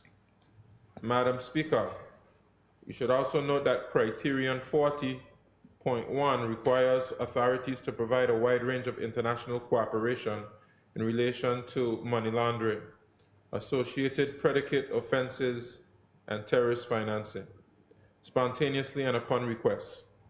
Although HM Customs can share information via memorandums of understanding, some legislative backing should be included in the Customs Management and Duties Act that allows cooperation with local and foreign counterparts as it relates to HMC's work and investigation of offenses. Madam Speaker, further to this, Criterion 40.4 requires authorities to provide feedback in a timely manner to authorities that have received assistance on the use and usefulness of information obtained. To ensure the compliance with this criterion, feedback mechanism have been inserted in legislation of various authorities. A similar mechanism has been inserted in the bill. In light of the foregoing, it is imperative that the bill and other legislation required for compliance with the recommendations are given urgent priority for enactment and implementation, well in advance of the mutual evaluation, in order to demonstrate the jurisdiction's effectiveness. Madam Speaker, I hereby seek the support of this Honorable House for the approval of this bill. Thank you, Madam Speaker. Madam Speaker, I rise to second the motion. Thank you. Honorable members, the floor is now open for debate. I call on the Leader of the Opposition.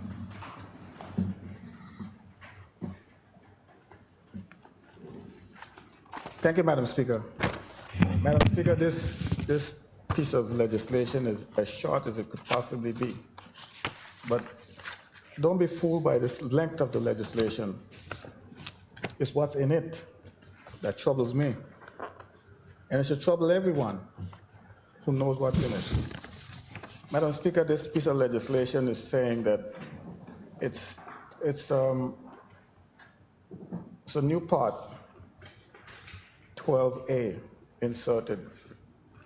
2 is the Customs Management and Duties Act 2010, number 6 of 2010, is amended by inserting immediately after section 142 the following new part, part 12A. Cooperation with law enforcement agencies, competent authorities, and foreign law enforcement agencies. Cooperation with foreign law enforcement agencies. The minute all people hear about this, cooperation with foreign law enforcement agencies, red flags should go up. What are we? If the governor is responsible for our security, internal and external, but they are now coming directly to our customs officer, duty to cooperate, 142A. Subject to the provisions of this act, the commissioner shall, upon request in writing or on his own volition, cooperate with A, any law enforcement agency in the territory, B, a competent authority acting pursuant to an enactment, or C, any foreign law enforcement agency. Any foreign law enforcement agency. Let me read this again. Subject to the provision of this act, the commissioner, in this case, the Commissioner of Customs, shall, upon request in writing or on his own volition, cooperate with any law enforcement agency in the territory. I don't necessarily have a problem with that. It's within the territory. B, a competent authority acting pursuant to an enactment, or C, any foreign law enforcement agency. I have a problem with that. And I guarantee that this piece of legislation wasn't generated here in this territory. This is something that comes from this is a dictate. That all customs, all commissioner or controller of customs must cooperate with a foreign law enforcement agency. Who is this? This is one of the alphabets? CIA, FBI,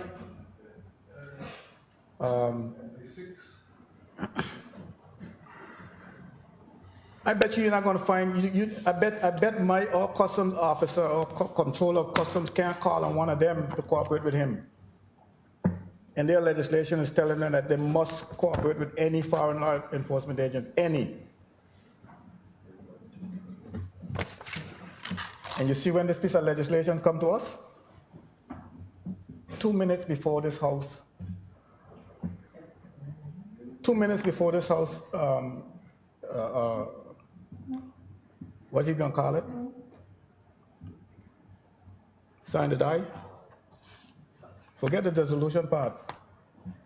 But he's gonna adjourn this House, sign the die, 2 minutes after we finish passing this. And all those people out there are sitting ducks, all people. This is the kind of stuff that we have to abide with in this territory.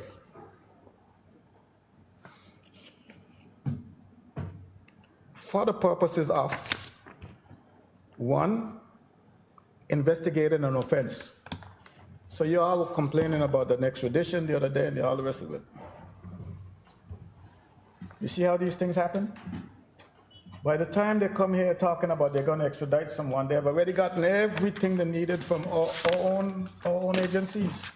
He must cooperate for the purposes of investigating an offense. It's naturally it's an alleged offense. Air condition, please. It's hot in here. Turn on the air condition. 2, assisting with or facilitating any investigating of an offense. Now he has to use resources, all resources, to assist in facilitating the investigation of an offense. This is the law. We're going to pass this law in a few minutes. And the Comptroller of Customs has no choice but to cooperate. Where is our independence, Madam Speaker? Where is it? Where is the voice of our people in matters like this? You just had the International Tax Authority talking about banks and the information they're requesting from people, and had to go and tell the banks, well, you know, like, this is all you need, you don't need any more. I know all of you have bank accounts. I'm sure. You see what happens when you go to a bank, I believe you would know.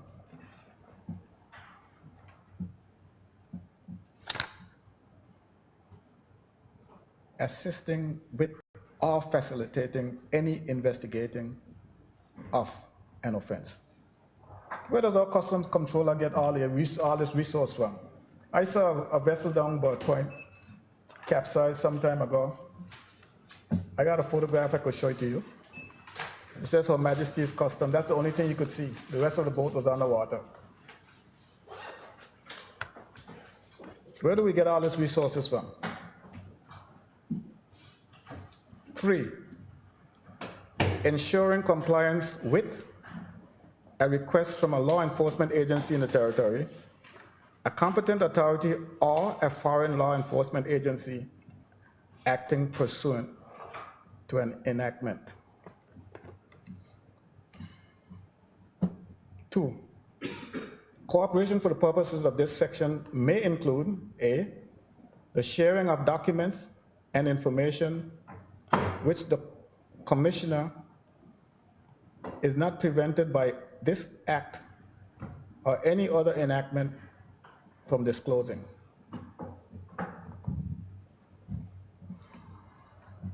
Sharing of that information that he's not prevented from disclosing. And I'm sure you're not going to find any such section telling us exactly why he's prevented from disclosing or sharing. We're going to ask the witnesses when they come to tell us what they are.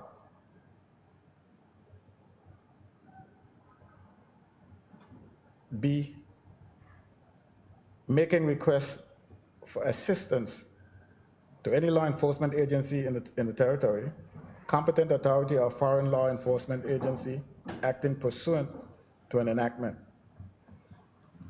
Good luck.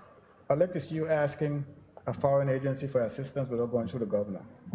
I'd like to see that. 3, where pursuant to a request for assistance made in accordance with this section, any information, document, or other material is received, the Commissioner shall, if requested in writing by the authority that provided the information, documents, or other material, provide in a timely manner feedback to that authority on the use and usefulness of its information, documents, or other material received. So you don't only just get the information, you got to report back.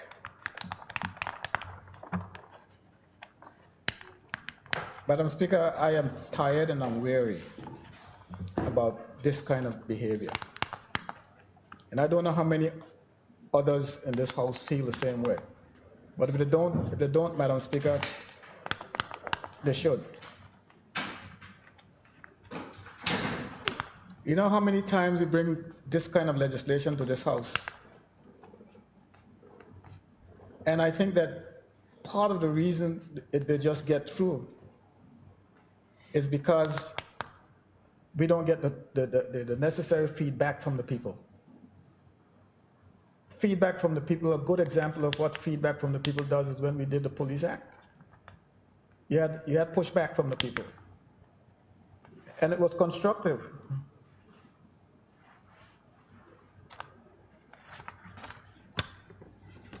We should not be afraid when we get things like this, Madam Speaker, to take it to the people. There's more to it than those few lines that I read.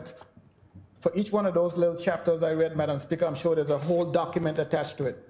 What does it mean? What are you talking about? And if you go through those documents, especially if it's dealing with the United States, it's not just a single line. There's a document attached to that line. We need to know what they're talking about. What are they subjecting us to? What are we getting ourselves into? These things cost money. And I think that all people, Madam Speaker, who are in authority or people who are in position to know what's going on should tell all people what's going on. If you travel overseas, you sit in a room, you listen to people talk. You talk to the other people who was in that room with you, and you know exactly what's going on. When you come back, you must tell us. It's a disservice to us in the House. It's a disservice to the people out there to bring a little document like this that is so heavy. This thing is weighty.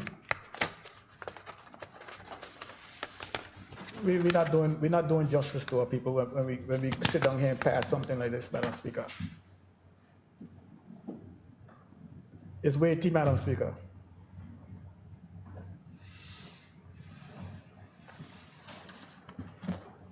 I know. Some of you are sitting here saying, why is he wasting our time because we got to go campaign. But the people out there should know who's coming to them to campaign, what they're telling them. What have you done for me lately, Madam Speaker? That's the thing. You slip something under the rug and give it to me. That's what this is. This, along with others. I sat here a little earlier, Madam Speaker, when the international tax authorities were here, and I'm looking, and the only thing that's going through my mind, I like I said in committee, I can't say what it is, but it's not pretty. Where are we heading with all this? There's no pushback. Pushback is good. If you do a little pushback sometime, Madam Speaker, you'll be surprised what you will gain. But there's no pushback.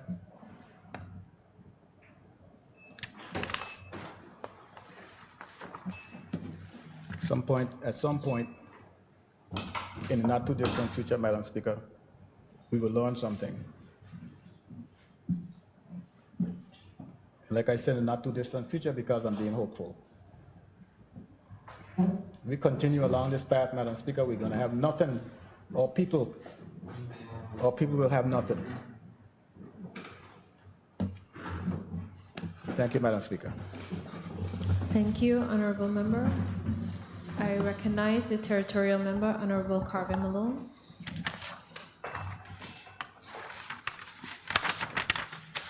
Madam Speaker, thank you very much for me the opportunity to lend to this submittal. I stand squarely with the honorable member of the opposition as it relates to this particular bill, and for additional reasons. I incorporate his particular submittal, and when we looked, because I like to share the information we get so that the public would know, now that I'm taking over GIS work. But with the 14 or 15 pieces of legislation that we went through in the past 2 days, it was laid last week on the 2nd of March, and we came here on the 9th for the second and third reading. So the first reading took place last week. Short time. However, what is most important to me was that the Financial Services Commission, they had a series of high-level personnel, came to an informal meeting, and I walked with the document that they produced, and at least they give members. It speaks of the legislation that was being amended. It speaks of the FATF. Financial Action Task Force criteria details, and it speaks of the deficiencies being addressed. So the reason why we were able to actually express to the people of the Virgin Islands that we were satisfied we were at least giving information of which we can debate on or further debate, because amendments were made to some of the legislations. And in fact, I had asked for which ones passed without amendments and which one were amended. And it was given. That was important to me. Unlike this, as the members say, a few minutes before we close the House, we come in with first, second, and third readings, and of a very substantial, in terms of weighty. What would have been pleasing for me if I were able to say, this formalized a practice that is in progress even as we speak. Because of the first, second, and third are the same setting, and in fact the very last sitting of the fourth House of Assembly, we would not be able to say that to the people of the Virgin Islands who would be concerned as to some of the measures here, even if they are being practiced as we speak. So it doesn't sit well that we are, quote unquote, for the lack of a better word, forced into this under the valid reason that we have the mutual evaluations.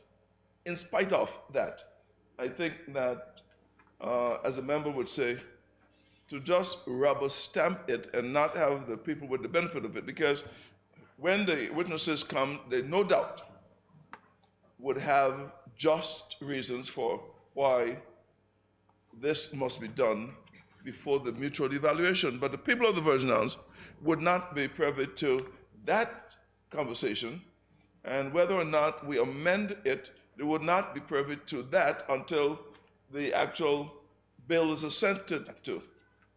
So it's a complete disservice in terms of the information that the people of the Virgin Islands are yearning for, in order to know that all of their, or most of their particular concerns, as much as could be addressed, was taken into consideration. We could make decisions that can't be argued in terms of its effectiveness and in terms of its validity.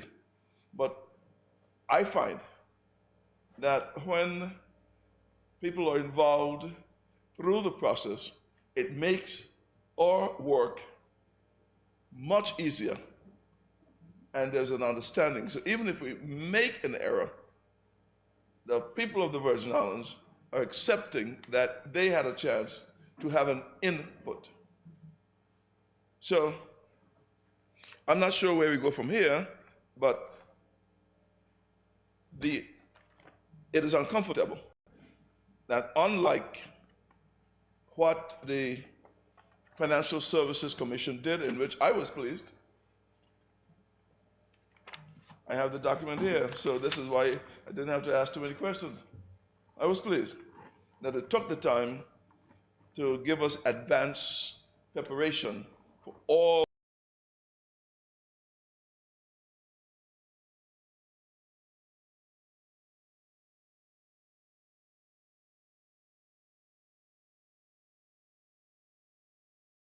for passage of some of the bills. So I leave it there. Members will have to decide whether or not this one fits into the category. If we don't pass it, what will happen? I'm not sure if it could be forced down that particular road. But of course, the the competent authorities would know more than I. And maybe the Premier has, could address some of the concerns there and lay to rest some of the valid input. I don't like to say that's criticism.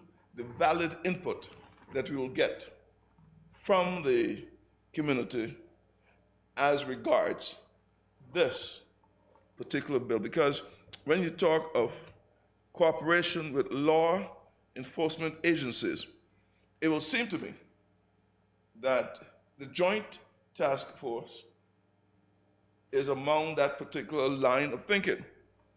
And it will seem to me that the cooperation document that was signed with Customs and Immigration and Police and the other agencies might well be within that concern. We'll have to see. Competent authorities and foreign law enforcement agencies. So the first one seems as if we worked that all through the pandemic, and because of the COI, we even went further in terms of a particular document. And I can speculate because I don't have any facts before me.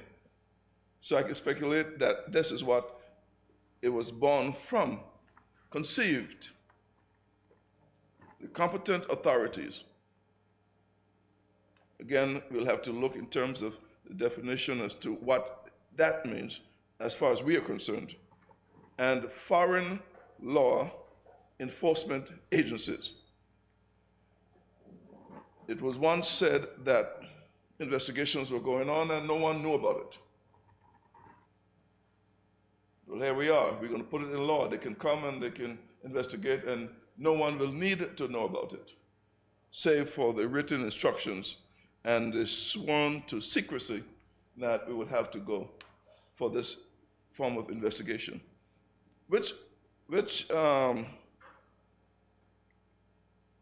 Where it crosses in terms of jurisdiction, where it crosses in terms of sovereignty, I don't know.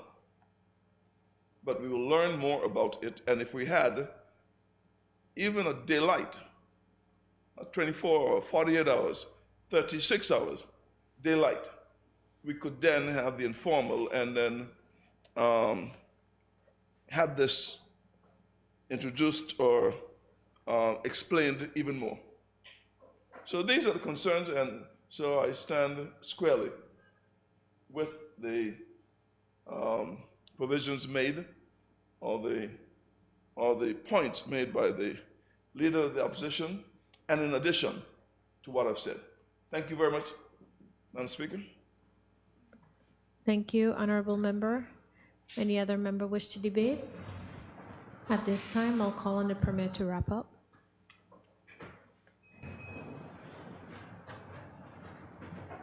Thank you, Madam Speaker. Madam Speaker, I appreciate the concerns. I appreciate the concerns. But I want House members to keep this firmly in context. These are international obligations which all member countries around the world have signed on to. It's not specific to the BVI alone.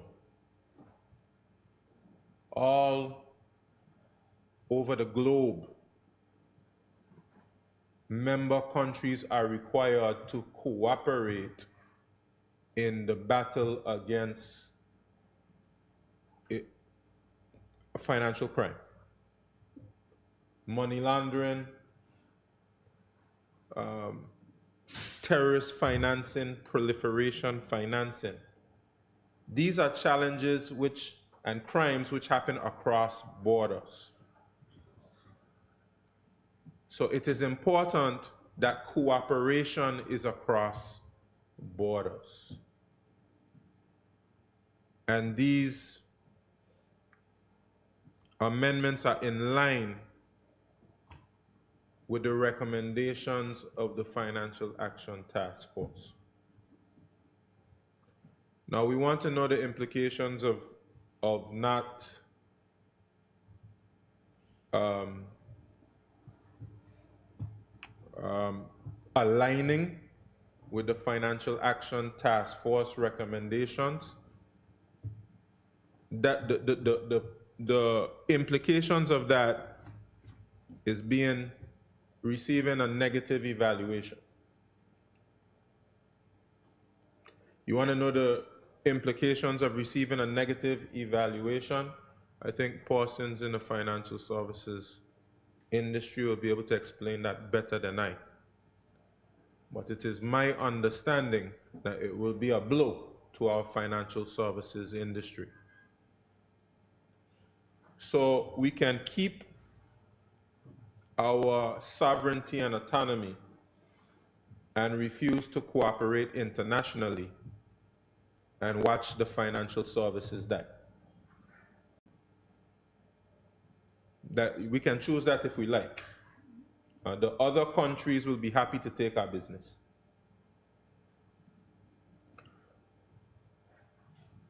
Keep in mind, financial services business contributes over 60% of government's budget and a very significant portion of our gross domestic product, probably at least 50%.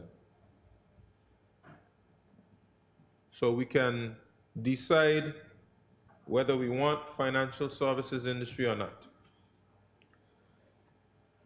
Madam Speaker.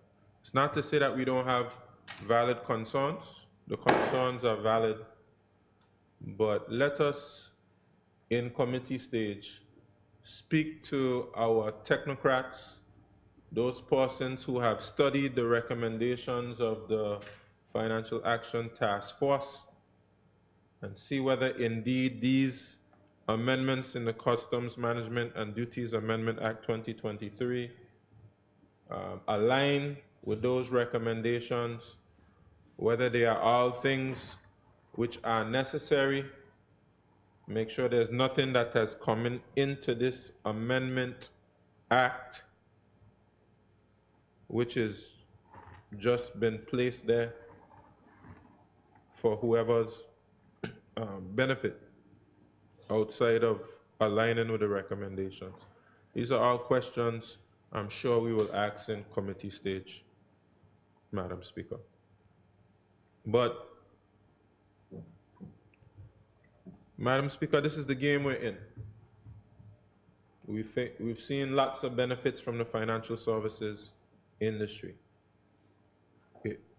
It requires for us to sign on to the fight against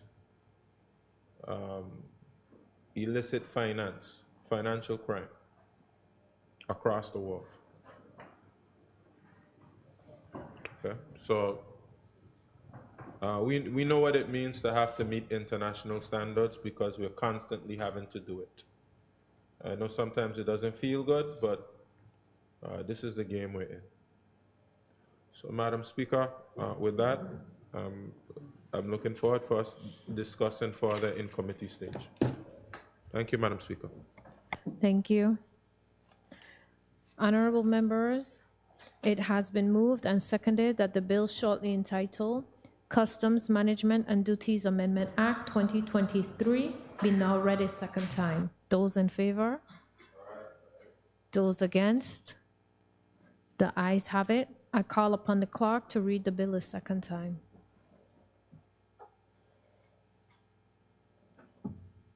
This act may be cited as the Customs Management and Duties Amendment Act 2023. Thank you. Pursuant to Standing Order 55-1 of the House of Assembly of the Virgin Islands, the bill now stands committed to a committee of the whole House to consider it clause by clause. House is now in committee.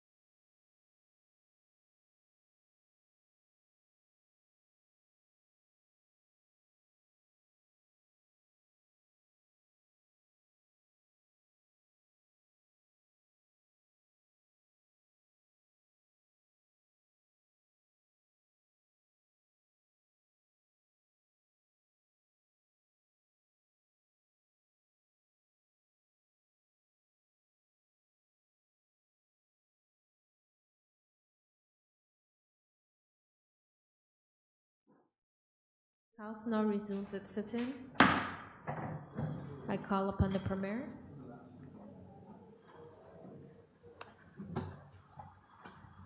Thank you, Madam Speaker. Madam Speaker, I beg to report that the bill entitled Customs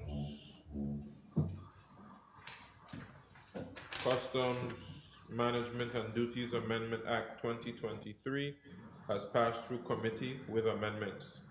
Madam Speaker, I move that the bill entitled Customs Management and Duties Amendment Act 2023 be read a third time and passed as amended.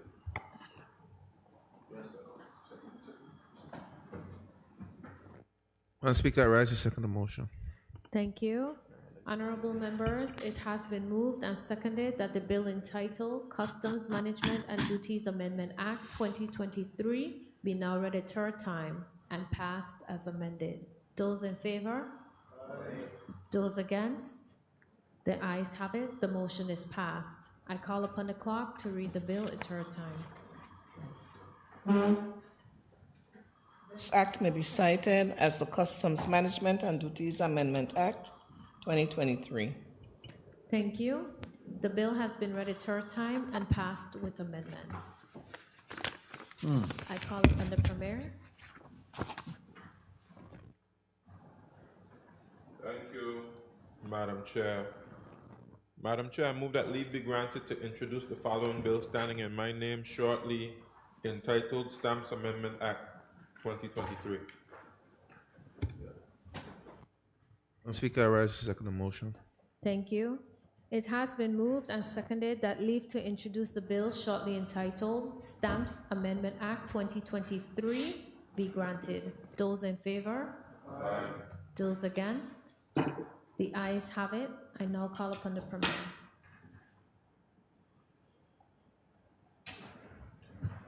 Thank you, Madam Speaker.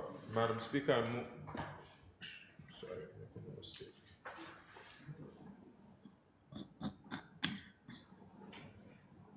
Madam Speaker, I introduce the bill standing in my name shortly entitled Stamps Amendment Act 2023 and will explain its provisions at the second reading. Madam Speaker, I move that the bill shortly entitled Stamps Amendment Act 2023 be now read a fourth time. Madam Speaker, I rise to second the motion. Thank you. It has been moved and seconded that the bill shortly entitled Stamps Amendment Act 2023 be now read a first time. Those in favor? Aye. Those against? The ayes have it. I call upon the clerk to read the bill for the first time. This act may be cited as the Stamps Amendment Act, 2023. Thank you. I call upon the Premier. Thank you, Madam Speaker. Madam Speaker, I move that standing order number 52-2 be suspended to allow for the bill shortly entitled Stamps Amendment Act 2023 to be read a second time. Madam Speaker, I rise to second the motion. Thank you. It has been moved and seconded that standing order 52-2 be suspended to allow the bill entitled Stamps Amendment Act 2023 to be read a second time. Those in favor? Aye. Those against? The ayes have it. The motion is passed. I call upon the Premier.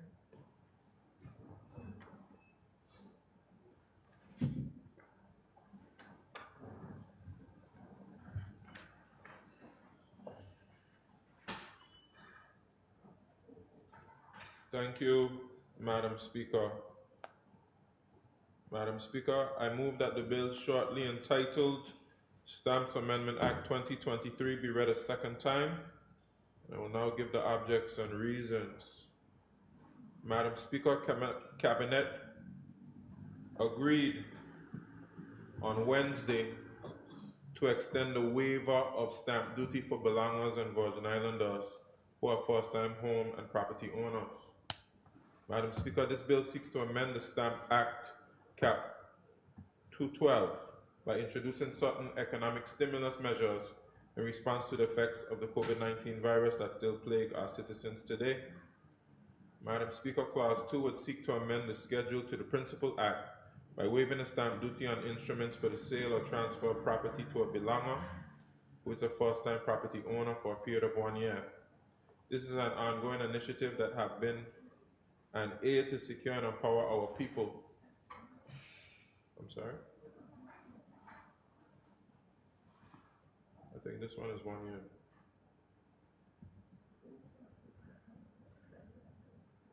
This is an ongoing initiative that has been an aid to secure and empower our people. Government continues to dialogue with the banks to get them to offer more favorable lending terms to our people in these challenging times, especially to help our people access loans to own their first home and to benefit from the savings due to the stamp duty waiver. Because, Madam Speaker, when you own land, you have equity, personal equity, as well as an ownership stake in these islands. When you own land, you can use it as collateral to get loans from the bank for building, starting a business, student loans, and much more. This program is ongoing, but I can confirm that 82 belongers have utilized this opportunity with a value of $600,526 during the last year. Thus, Madam Speaker, the government has decided to waive the stamp duty so others would have the opportunity to utilize the advantageous opportunity. And let me just add to what was read, Madam Speaker, and say I know many young persons, many first-time homeowners and landowners who made use of this stimulus.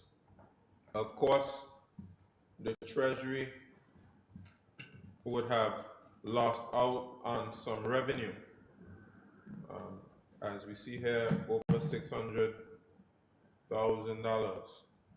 But that certainly can't equate to the value that has been created by young Virgin Islanders becoming homeowners.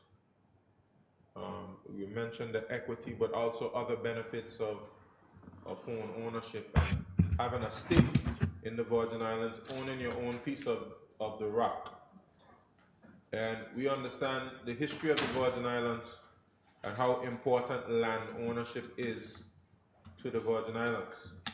And it is certainly the bedrock of our economic and social independence. It is something we prize and value here in the Virgin Islands, and it's something that we should never let go of.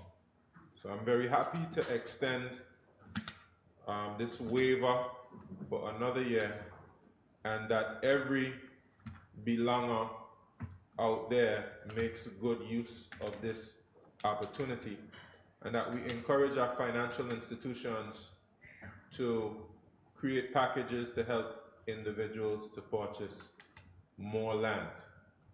Madam Speaker, it's an initiative that we all can, in the House of Assembly, can be proud of. Madam Speaker, I thank you.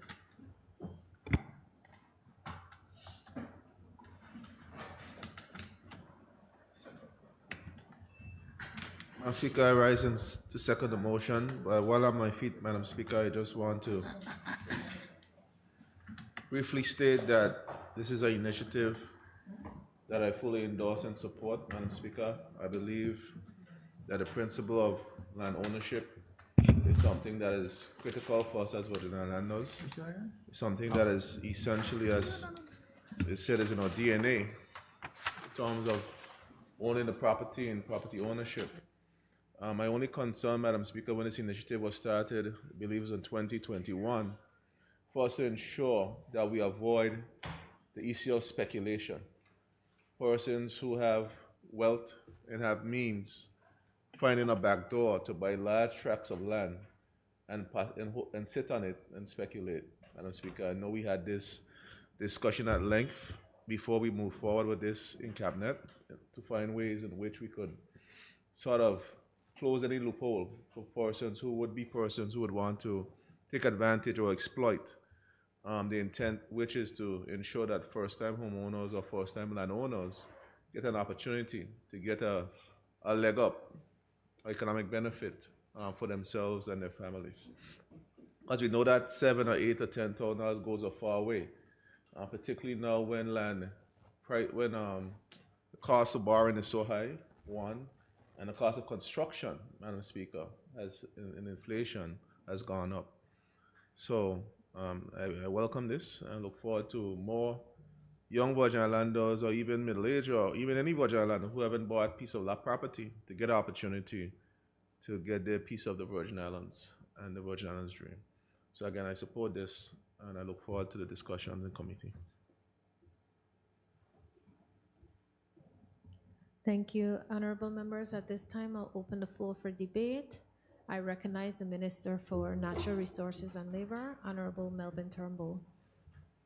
Thank you, Madam Speaker. Madam Speaker, I won't be too long because the day has already been far spent, but I too want to lend my support to the extension of the stamp duty for first-time homeowners, which would allow them to continue in that path where we are enabling and inspiring and encouraging the people in the territory to own land, because he or she who owns the land controls what happens in the land. So, Madam Speaker, this is indeed extremely important. The initiative, when it was first introduced, was a good initiative. And I believe, especially now having the responsibility to deal with the ministry responsible for lands, it is even more important, and I get a different perspective to see how important it is for BVI landers and belongers to build their home and buy their home and operate in this space for the first time, together with some of the other conditions through the first-time homeowners subsidy that is offered through the Customs Department and through the Ministry of Finance. I want to say, and especially for those persons, Madam Speaker, who would have been trying to meet the deadline if it wasn't agreed upon by the Premier and his ministry with finance to extend the deadline would have been on the 23rd, Premier, of March, the 23rd of March of this year. And persons were trying to meet the deadline, but sometimes you know that there are challenges within the banks in closing, there are challenges with the legal processes, there are challenges in many forms. And Madam Speaker, it is essential because I most recently started a project where I started the construction of my home for my family. I am not completed yet, but I am working on completing the entire property. But I know it is essential for especially our young and upcoming BVI landers and professionals and those that live among us to be able to take advantage of this tremendous opportunity.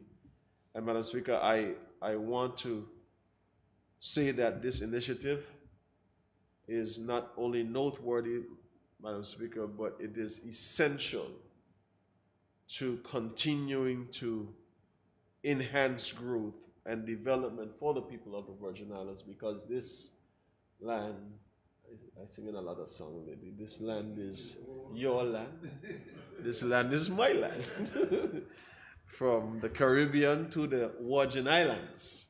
So, Mr. Speaker, Madam Speaker, this initiative, this extension of the stamp duty for first-time BVI landers, belongers, is well placed, it is well accepted, and I support it wholeheartedly.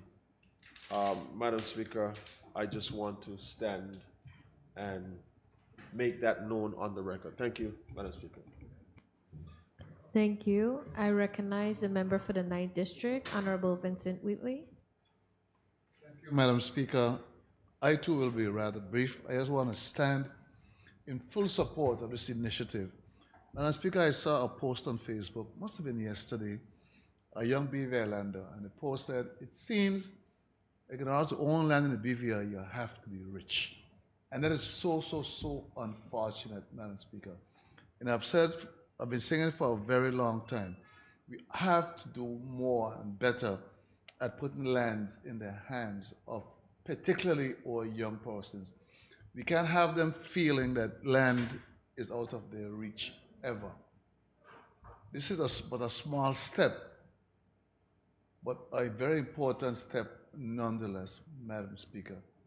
I remember back, must have been in the early 80s, around 1983, when I first learned of the distribution of Crown lands. At that time, it was very affordable. I remember you could get like a half acre of land for like $300.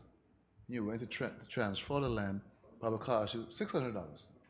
So it costs more to transfer the land back than to actually buy the land. But, Madam Speaker, we have since moved away from those times. We can get a half acre of land for $300. Land prices have increased significantly. Of course, in some cases, salaries too have increased to kind of match in some cases. But for the most part, the price of land have really gone or seem beyond the reach of the average person.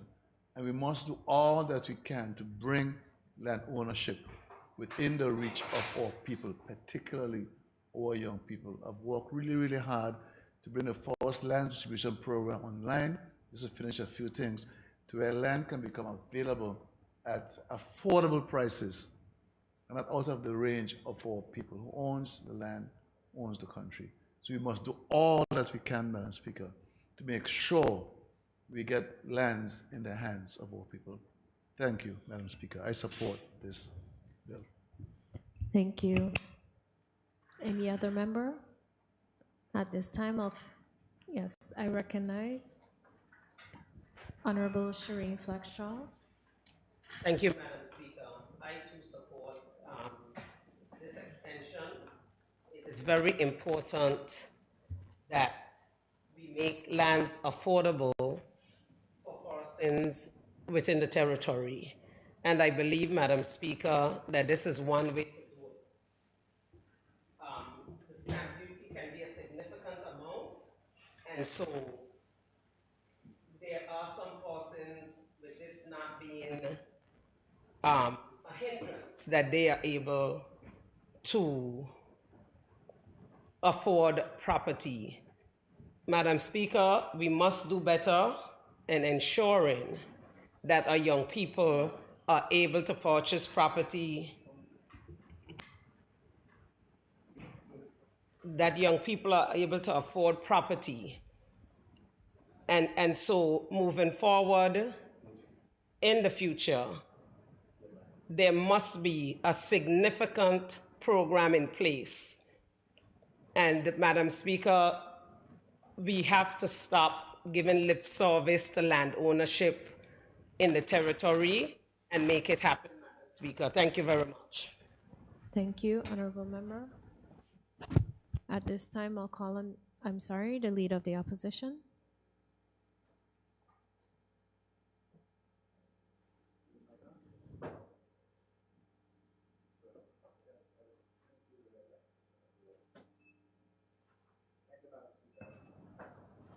Premier, how many people you said was 86? And $600,000+? Madam Speaker, I want to stand up here and say that this initiative, in the interest of young people, first-time homeowners, as you wish, if you want to call it that, there's a long tradition of this. Government in the past has been purchasing huge tracts of land. In the case of Seacole, 114 acres, and turning it over to first-time homeowners. And as the member for the 9th District said, they were getting a half acre of land for $300, but that is not That was on Virgin Gorda, I guess. That existed here until a total state was like $12,000 for a little over a quarter acre. You can't beat that. And then government turned around and eliminated customs material for first-time homeowners. Now, this extended stamp duty, as the Premier stated, somewhere in the neighborhood of 86 persons have benefited from it to the tune of over $600,000. Now, if you want to talk about assistance grant, tell me what that is if it's not assistance, and it's been granted. So, all of this, Madam Speaker, if that is assistance to persons, everything else is assistance to persons. Some people get it in one form for first-time home ownership. Some people get it for educational purposes. Some people get it for medical purposes. And others get it for economic hardship. Now, there are still guys out there who are complaining. Some of the same people who maybe have gotten some of this stamp duty eliminated, complaining about the government is just because they give assistance grant to someone else, not looking at themselves and see what they've gotten. But I think it's for us, Madam Speaker, to point these things out. And when the Premier get up here and talk about the elimination of stamp duty, or the extension of the elimination of stamp duty, he shouldn't just come here with figures like $600,000 as to, how that $600,000, what it went to. And Premier, when the member for the 8th District and Minister for Health talk about guarding against speculations. And that's a valid point, because I don't know if there are any provisions in place to prevent someone who has purchased a piece of these properties with stamp duty elimination or reduction, or the elimination of stamp duty. If that person sold it to another person, does that other person get the same privilege of elimination of stamp duty? So then you have two people buying the same property and getting the elimination of stamp duty 2 times. And a third person could do the same thing, buy it and all the rest of it. I'm not suggesting the case, Madam Speaker, but I hope as altruistic as they must have been to do this, didn't overlook the possibility of these things happening. But I support the idea. What I would hope too, Madam Speaker, is that put some guidelines in place, or make it somewhere possible to monitor the use of the property. It was purchased as you being a first-time homeowner, and monitor the use of the property and see that it was done for the purpose that it was purchased. And find ways that maybe we could find a way to assist the people in building this home so that the property would have naturally and truly been purchased to build a home, of their first-time home. Too often, Madam Speaker, it's like we do it all the time. Government develop a facility and they don't maintain it. So a couple of years down the road, you look for the facility and it's gone to the dogs. So we need to make sure that we help these people to fulfill their commitment, or their obligation, or their dream to purchase these homes, to build these homes, whether it's going to the banks and helping them with their guarantees and all the rest of it, because the objective is to get the home. I've seen too many people who have bought land to develop their home. 10, 15 years down the road, the land is still there. And that is not the intent. And this wasn't their intent either. It's just that they need further assistance. So with that, Madam Speaker, I rest with my support for the initiative. Thank you, Honorable Member. At this time, I'll call on the Premier to wrap up.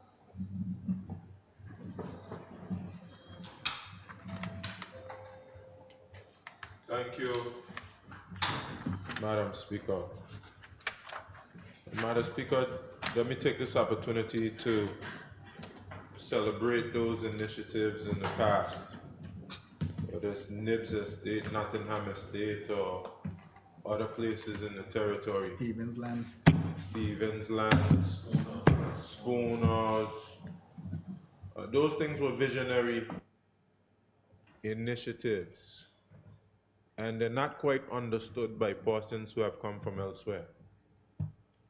I know, of course, the public will soon see reviews on the disposal of Crown lands, and we will have to consider those reviews very carefully.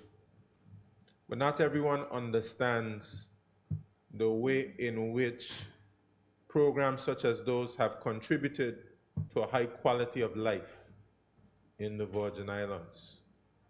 When some persons in some countries, and we don't look down on them or anything like that, but some of them, they just can't own their own homes. They have to, a lot of them end up in government subsidized housing. Not to say that we don't need more affordable housing in the Virgin Islands, but we're proud of the fact that we have the ability to own land and to be homeowners and to have a piece of the rock and a piece of the Virgin Islands dream. So those initiatives were very important, and I celebrate the minds, the ministers, the governments, the administrations, which initiated those programs and understood the importance of Virgin Islanders owning land. This initiative, Madam Speaker, 63 belongers benefited from it in 2022. Now, already in 2023, just with the time which has transpired thus far, you already have 19 belongers in 2023. So it seems as though more persons are finding out about this program and they're taking advantage of it. And we look forward to even more persons using this initiative over the course of the next 12 months. Madam Speaker, this is something that this administration can be proud of, and something that we will certainly build on as we proceed into the future. Thank you, Madam Speaker. Thank you. It has been moved and seconded that the bill shortly entitled Stamps Amendment Act 2023 be now read a second time. Those in favor? Those against? The ayes have it. I call upon the clerk to read the bill a second time. This act may be cited as the Stamps Amendment Act 2023. Thank you. Pursuant to Standing Order 55-1 of the House of Assembly of the Virgin Islands, the bill now stands committed to a committee of the whole House to consider it clause by clause. House is now in committee.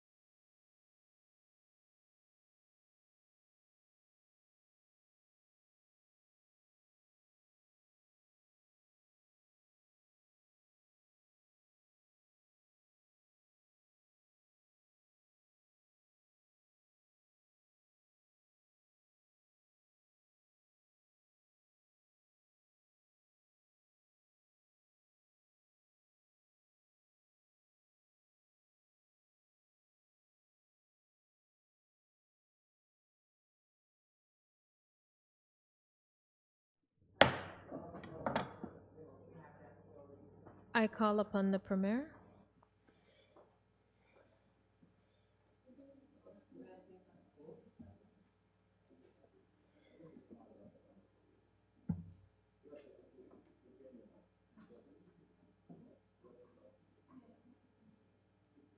Thank you, Madam Speaker. Madam Speaker, I beg to report that the bill entitled Stamp Amendment Act 2023 has passed through committee with amendments.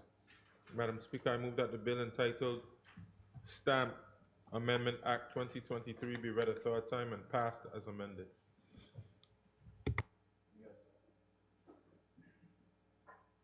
Madam Speaker, I rise to second the motion. Thank you. It has been moved and seconded that the bill entitled Stamps Amendment Act 2023 be now read a third time and passed as amended. Those in favor? Those against? The ayes have it. The motion is passed. I call upon the clerk to read the bill a third time.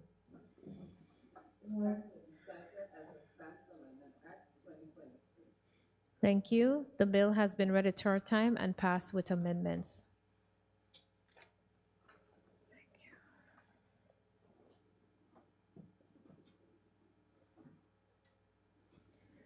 I call upon the Premier.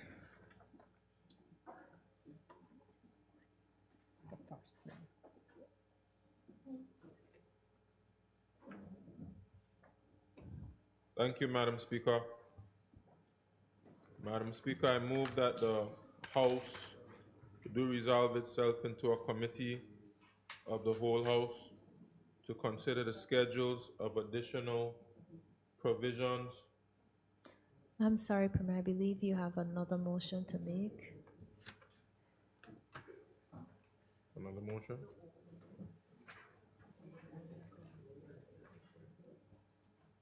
Oh. My apologies. That's fine.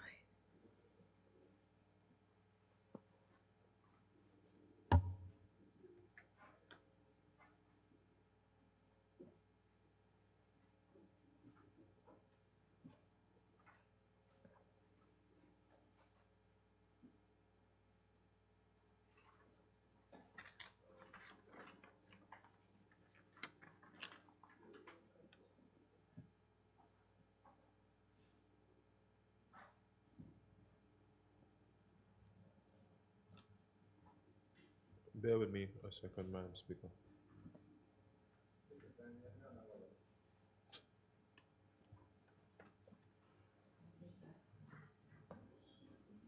Madam Speaker, I move a motion to reconsider the BVI Business Companies Amendment Act 2023 within committee. Madam Speaker, I repeat, I move a motion to return to the BVI Business Companies Amendment Act 2023 and reconsider provisions in committee. Thank you, Madam Speaker. I'll wait for a second. I rise to second the motion. Thank you. Honorable members, a motion has been moved and seconded for the BVI Business Companies Amendment Act 2023 to be recommitted to a committee of the whole House. Those in favor? Those against? The ayes have it. The motion is passed.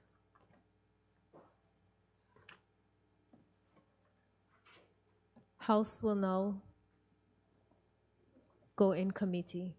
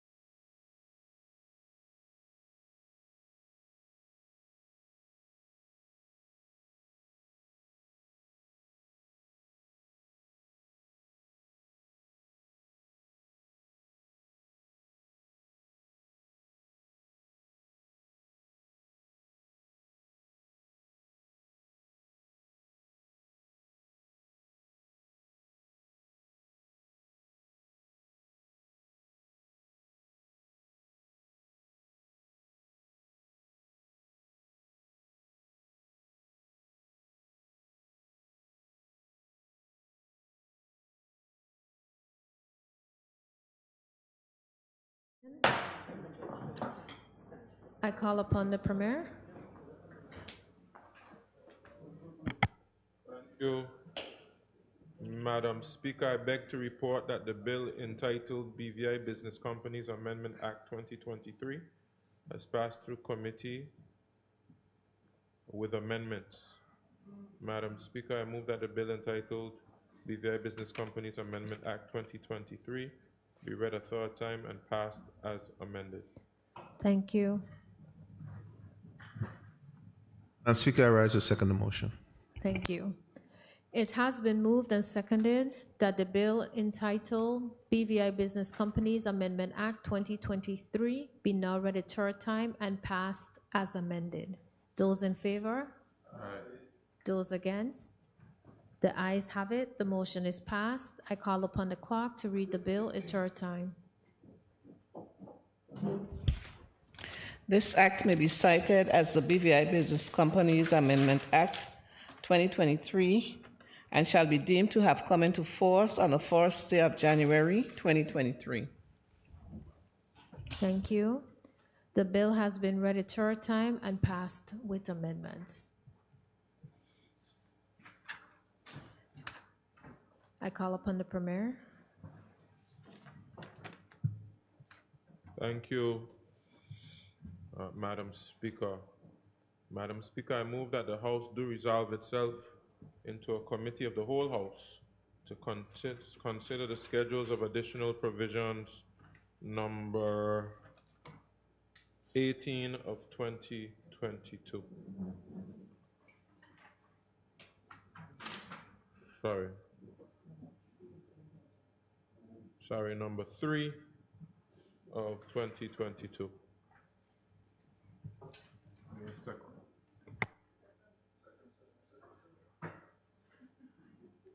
Speaker, I rise to second the motion. Thank you. Honorable members, a motion has been moved and seconded that this House resolves itself into a committee of the whole House to consider the schedules of additional provisions, number 3 of 2022. Those in favor? Aye. Those against? The ayes have it. The motion is passed. House is now in committee.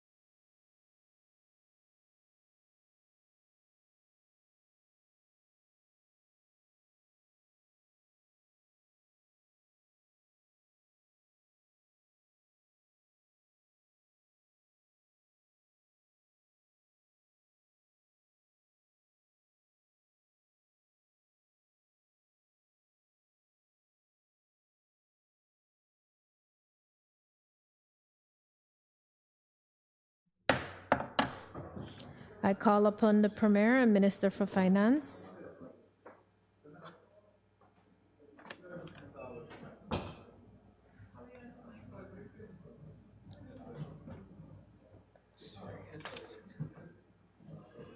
Thank you,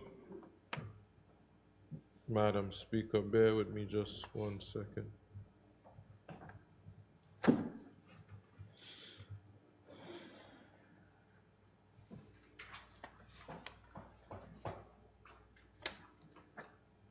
Madam Speaker,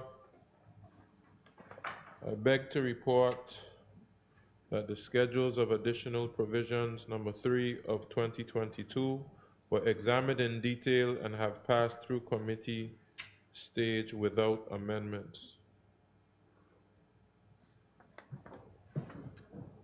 Madam Speaker, I will now move a motion.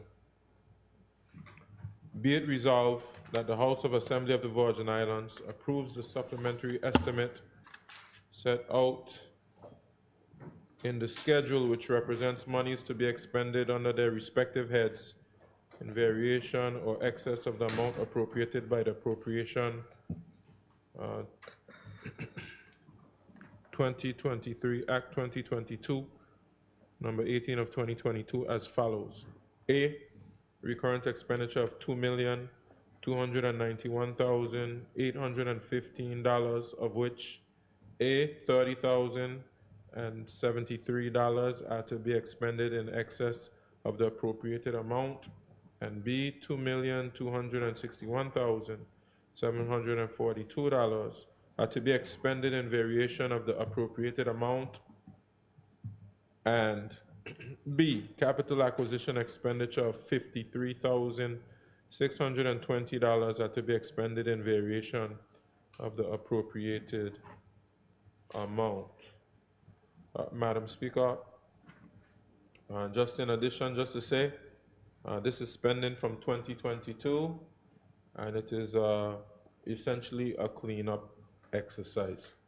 Thank you, Madam Speaker. I rise to second the motion. Thank you. The floor is now open for debate. Given that no member wishes to debate, I call upon the Premier to wrap up.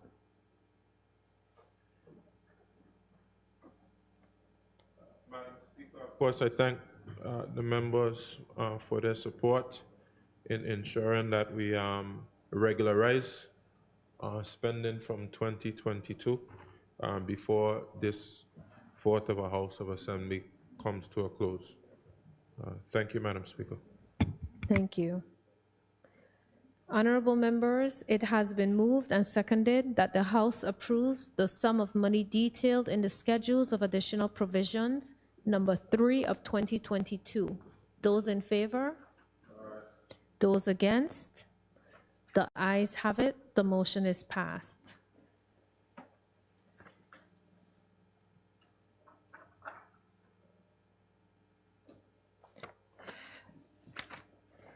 I call upon the Premier.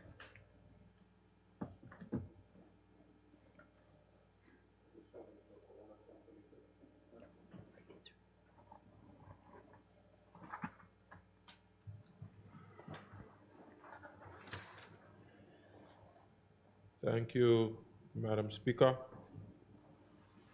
Madam Speaker, I move that the House do resolve itself into a committee of the whole House to consider the schedules of additional provisions, number 1 of 2023. Speaker, I rise to second the motion. Thank you. A motion has been moved and seconded that this House resolves itself into a committee of the whole House to consider the schedules of additional provisions, number 1 of 2023. Those in favor? Aye. Those against? The ayes have it. The motion is passed. House is now in committee.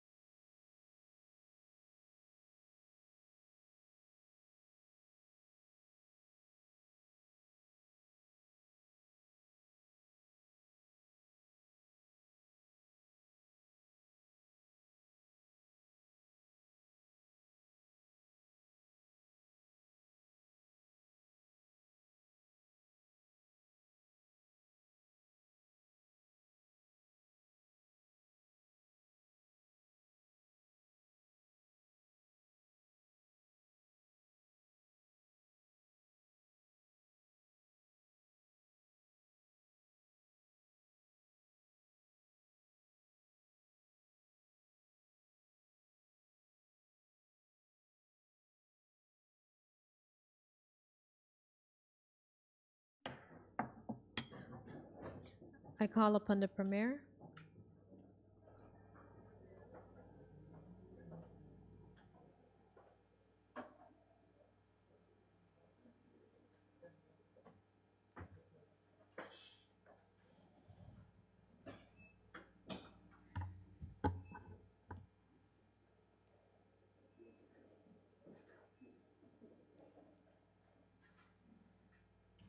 Thank you, Madam Speaker.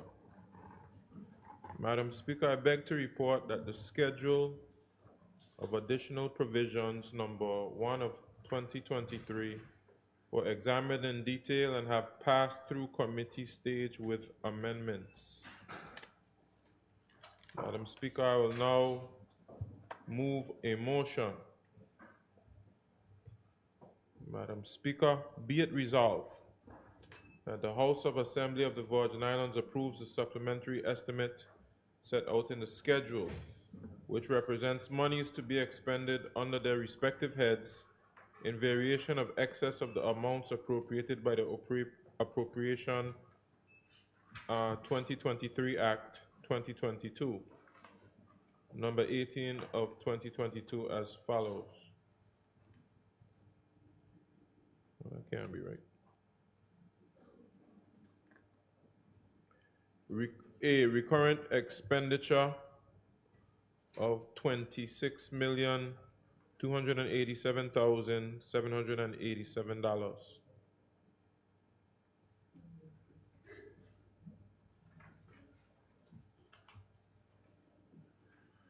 $20,167,449 are to be expended in excess of the appropriated amount and will be funded in the following manner. One moment, please, Honorable Premier. Let's just take a quick, brief recess.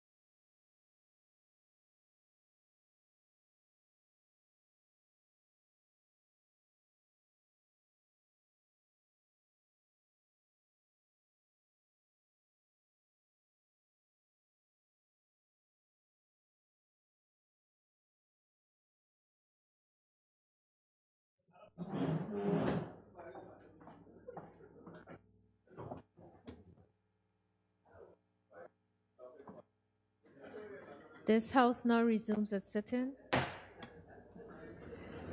Yes, I call upon the Premier. Members, please. Thank you.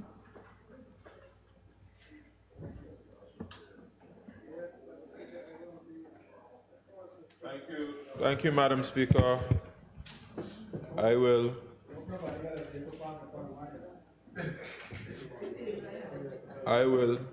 restart the resolution. Yes. Madam Speaker, I'll now move a motion. Be it resolved that the House of Assembly of the Virgin Islands approves the supplementary estimate set out in the schedule, which represents monies to be expended under their respective heads in variation or excess of the amount appropriated by the Appropriation 2023 Act 2022, number 18 of 2022 as follows.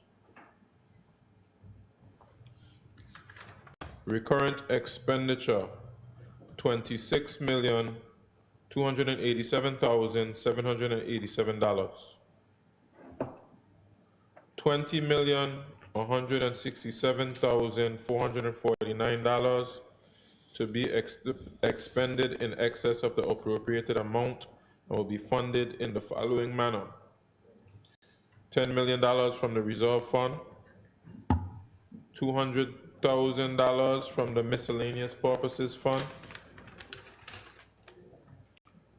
$224 from grant funding, $9,959,225 to be charged against the consolidated fund of the territory, $6,120,338 savings from the reallocation of funds to be expended in variation of the appropriated amount to be charged against the consolidated fund of the territory, capital acquisition expenditure of $343,935 to be expended in variation of the appropriated amount to be charged against the development fund of the territory by way of funds transferred from the consolidated fund, and capital expenditure of $387,431 to be expended in variation of the appropriated amount to be charged against the development fund of the territory by way of funds transferred from the consolidated fund. Madam Speaker, I'll just say a few words about this resolution. Madam Speaker. Madam Speaker, just to give some of the purposes for this SAP in the notes to the SAP. Madam Speaker, of course, there's some funds in there for the Registrar of Interest, a person who's functioning as the Registrar of Interest, as that person I believe now is full-time. Madam Speaker, we are strengthening the office of the Auditor General. So anybody who said we don't support audits, this funding we're providing proves that wrong. We've also provided funding for the post of a Deputy Supervisor of Elections as we are approaching elections to ensure that that office gets all the support that they need. Madam Speaker, of course, we are providing funding for various projects. We have the rated program that got some additional funding, and we have some additional funding for the Tourist Board, so various things they'll be doing. Madam Speaker, we have a few funds for culture, for some things they will be doing. We also have some funds for clearing of the derelict vehicles at Packwood Pond, which is, of course, we had one gentleman whose land was being used and had asked for that land to be cleared. And I'm happy that we've gotten the funding to be able to clear that piece of property. We also have some funding for PAHO. We have some furniture for the school, some educational expense. Madam Speaker, we have, of course, the Bruce Bay bathroom project, which my honorable colleague was concerned about. I want to let him know I'll always take care of him. And we've had some funding to improve the water network in the territory. Madam Speaker, don't mind the noise, you know, we in here taking care of each other. Unity. And of course, we're going to finish up the market square. And Madam Speaker, the biggest expense in this SAP is for our hard working public servants. We have provided the additional funding necessary for the increments that our public servants have been waiting on. So once we vote on this resolution, the process can begin to start paying out those increments. We're grateful for the patience of the people of the Virgin Islands, the public servants who have waited on this funding. Of course, we know that we fell behind after the storms. We recognize that, but we're grateful that we were able to do multiple increments, and that, God willing, if I have the opportunity, next year we'll do multiple increments as well to try to get us back up to where we need to be. So, Madam Speaker, this is the SAP that we are passing here with just a couple hours left before this fourth House of Assembly comes to an end. I'm looking forward to the support of my colleagues. Thank you, Madam Speaker.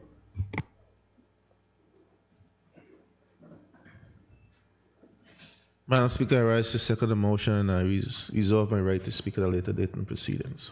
Thank you. Honorable members, the floor is now open for debate. Given that no member wishes to debate, I'll call on the Premier to wrap up.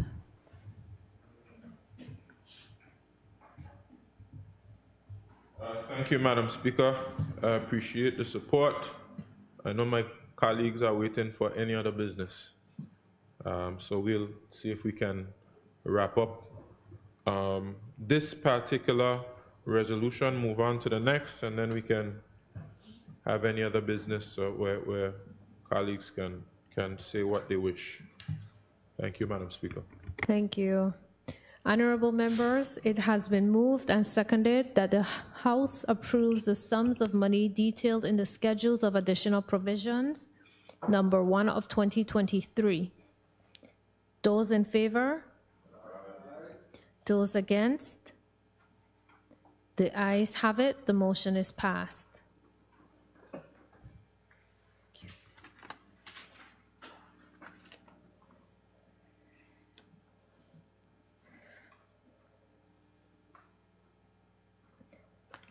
Thank you. I call upon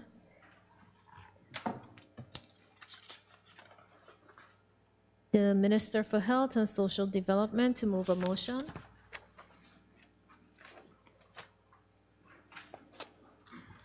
Thank you. Thank you, Madam. Thank you, Madam Speaker.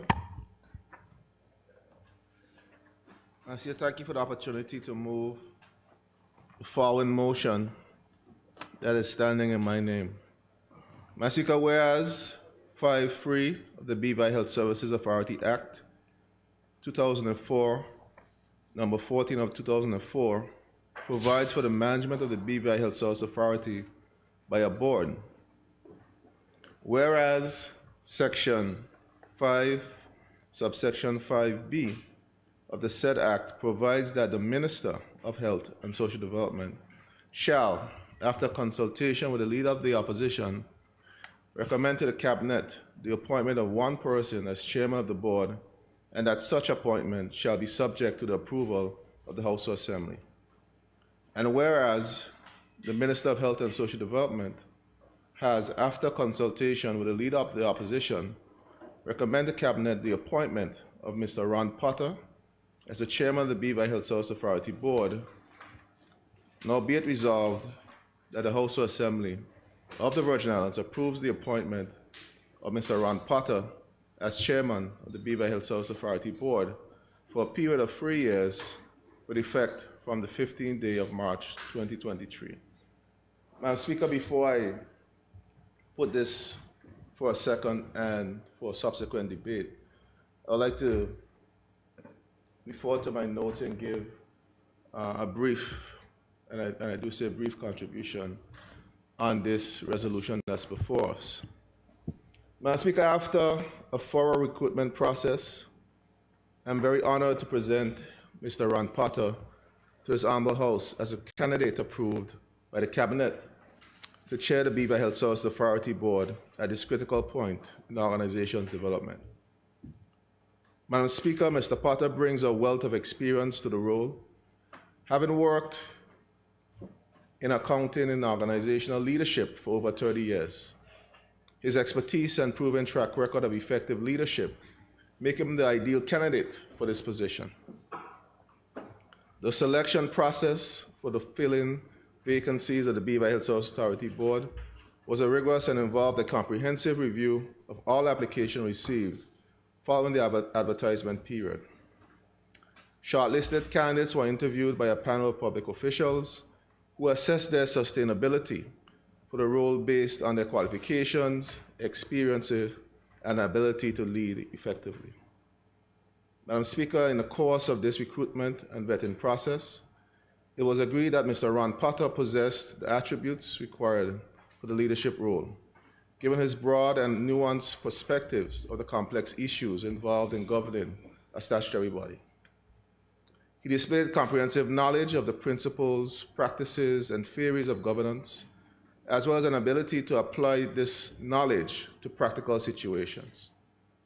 Madam Speaker, Mr. Potter is a chartered certified accountant and works as a director of BDO, a firm of auditors and accountants. He also held appointments on various statutory boards and charitable organizations, the most significant of which is chairman of the board of directors of the National Bank of the Virgin Islands from 1999 to 2007, member of the Beaver Health Services Authority Board from 2011 to 2013, and chairman of the board of directors of the Beaver Electricity Corporation from 2013 to 2019. In this role, he was credited for delivering the Phase 5 Power Development Program, which upgraded the territory's power generation and supply network with the installation of 3 new generators at the power plant at the Parkwood Pond Station. Under his leadership, the Electricity Corporation was able to improve the reliability and quality of the territory's electricity supply, promote the use of renewable energy sources, and operate in a more efficient manner. Madam Speaker, he has also served the community in the capacity of president of the Rotary Club of Tortola and assistant governor of the Rotary Club of the BVI. Madam Speaker, Mr. Ron Potter's expertise and leadership skills will be invaluable in guiding the Beaver Health Service, Beaver HSA Board in fulfilling its mandate and achieving its strategic objectives. As chair of the board, Mr. Potter will be responsible for overseeing the governance and management of the organization, as well as providing strategic direction and ensuring the authority operates in accordance with its mandate. As chairman of the BVI HSA, he will have critical responsibilities such as developing and implementing the strategic vision, setting and communicating clear expectations to ensure all parts of the organization are aligned on the same objectives, building and managing relationships with key internal and external stakeholders, including the Ministry of Health, other organs of central government, and the National Health Insurance System. Ensuring that the organization operates in compliance with all regulatory and ethical standards, including those related to patient care, human resource management, and financial management. Presenting timely annual reports and audited financial statements in accordance with the requirements laid out in the Beaver Health Service Authority Act of 2004. Ensuring that adequate arrangements are in place to manage the organizations effectively, including the timely and effective recruitment of senior level managers. Developing and empowering staff, providing opportunities for the professional growth and development, and building and promoting the Beaver HSA's reputation as a trusted provider of affordable and accessible high-quality healthcare services, and ultimately contributing to improving the health outcomes for the people of the Virgin Islands.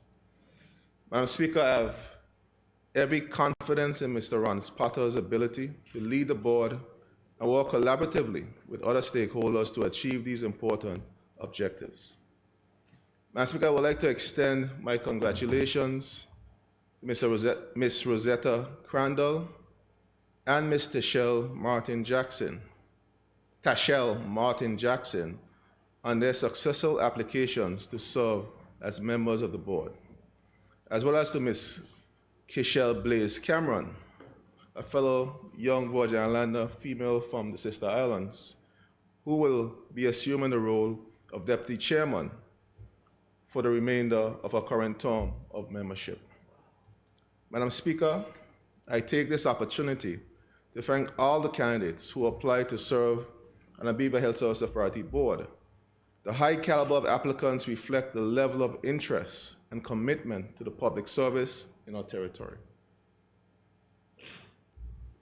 Madam Speaker, I take this opportunity to express my gratitude, my sincere gratitude, to the immediate past chairman, Mr. Melito Smith Jr., and former deputy chairman, Dr. Carl Dawson, for their efforts and contributions to the board over the past year and a half. They helped navigate the organization through its most challenging periods as the impacts of COVID-19 pandemic placed significant strains on our health system. Under their leadership, the authority was able to maintain its international accreditation, carry out refurbishments and upgrades to the old hospital building, and transition its laboratory services to a new facility at the Dr. D. Orlando Smith Hospital. Madam Speaker, the decision to refresh the leadership of the board at this juncture was not taken lightly, but after careful consideration of the organization's overall performance and the skills required to meet the challenges that lie ahead, the new board's members will bring fresh perspectives and expertise that can help the Health Services Authority grow and innovate, while fulfilling its fiduciary responsibilities and achieving its potential. In bringing the risk resolution, I am confident that Mr. Ron Potter will offer a wealth of knowledge, leadership, and strategic vision to the board of the Beaver Health Service Authority, and he will be able to steer the board towards delivering the government's policy objectives for healthcare for the health sector.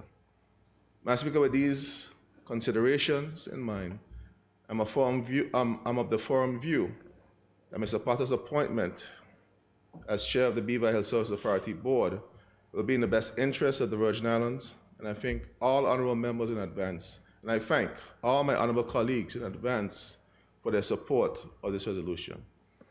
Madam Speaker, I so present to this honorable House, Madam Speaker, this resolution before us, and I implore my honorable colleagues to support me in this endeavor as we move forward to transform and transition the health services in this territory. Madam Speaker, I so move. Madam Speaker, I rise to second the motion. Thank you. Thank you. Honorable members, the floor is now open for debate. Given that no member wished to debate, thank you. I call on the Minister for Health to wrap up. You. All right, I thank, Oh, but I asked if you go, I said go. That's what I said. Leader of the opposition, please go ahead.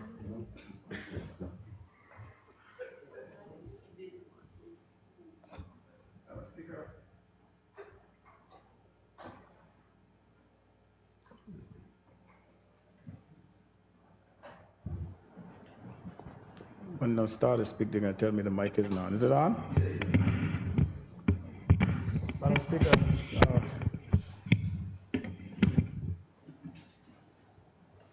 BVI Health Services Authority.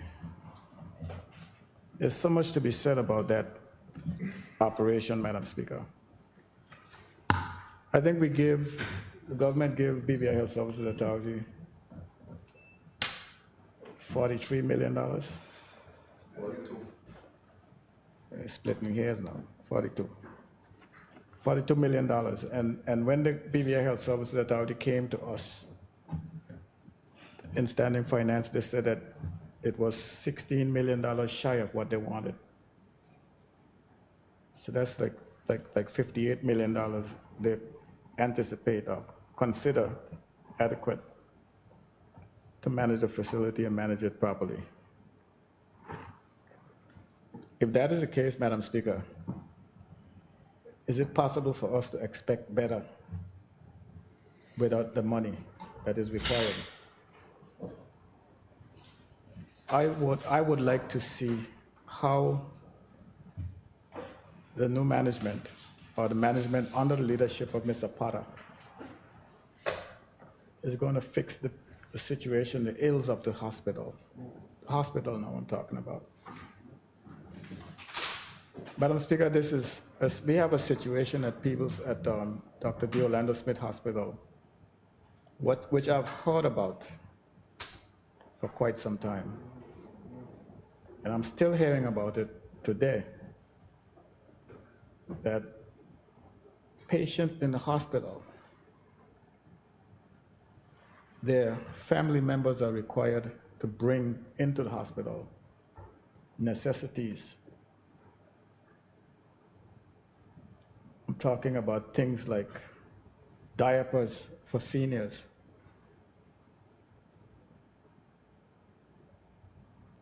lotion to cream the skin, Dettol, medication. I'm trying to find out, Madam Speaker, when does this all stop? And I am sure if the resources were available to the staff at the hospital, they wouldn't have to ask the family to bring these stuff to the patient. What is going on? That is my question. How is it possible that people go into the hospital? This is the first time I've ever heard of something like this, that people go into the hospital and their family members have to bring things for them. Seniors are supposed to be given free health care by the government facilities, free health care. And they don't have medication for them.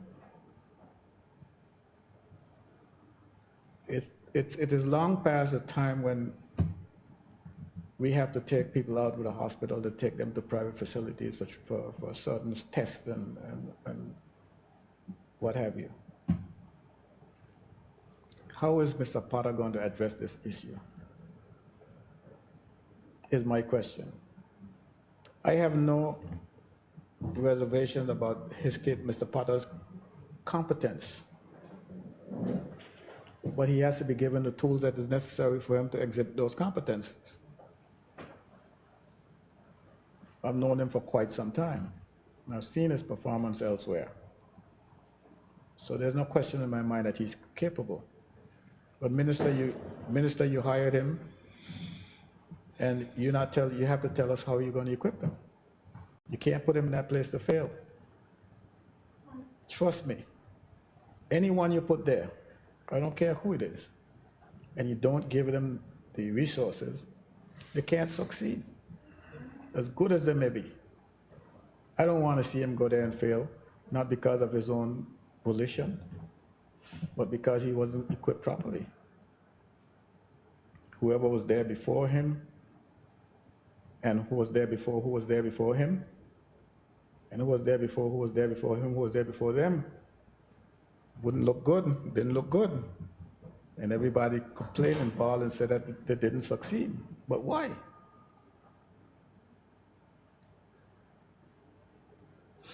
Something isn't right. Changing the chairman without changing the needs isn't going to help things. Madam Chair, I thought I was in a different world, yes, when I learned many years ago that if someone ends up in the hospital, their physician, their private physician can't come to the hospital to look at them. And I can't understand that. And this has been going on forever.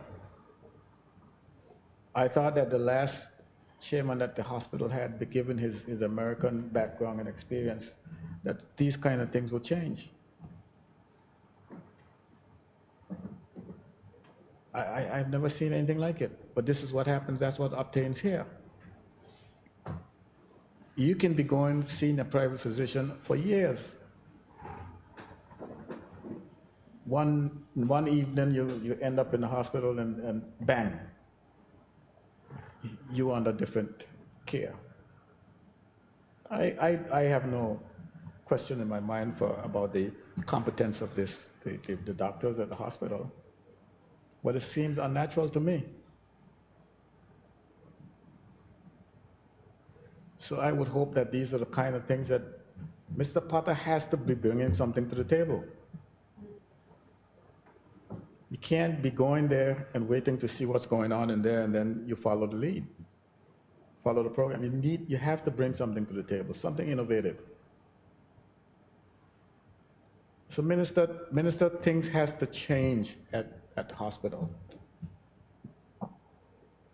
Changing the jockey and not feeding the horse good oats is not going to win the race.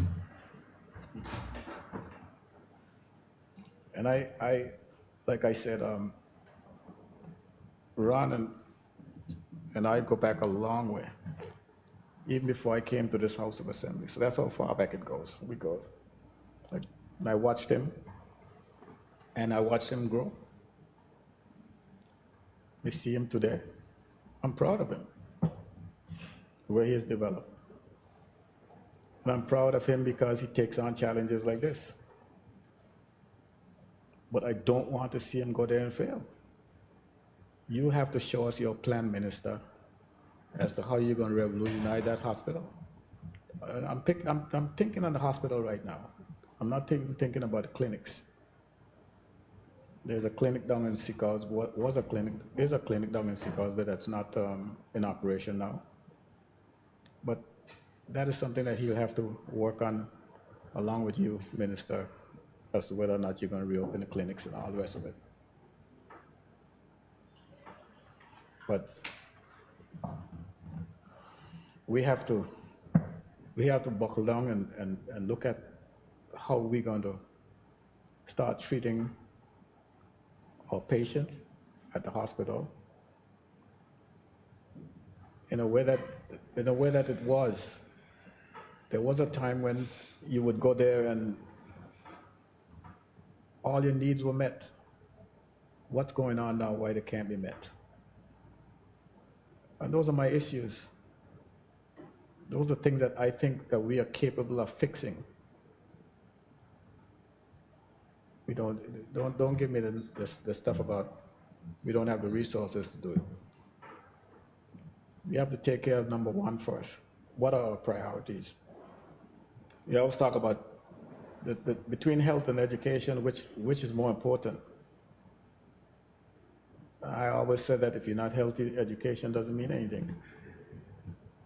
So All the other stuff comes after, secondary. Madam Speaker, I know. So when I say this, you can't challenge me on this one. There was a time when scholarships were provided for young people to go off to study nursing. Right now, you can't go to the hospital and ask for a scholarship. Those are our priorities. We have to fix them. I know they're young people.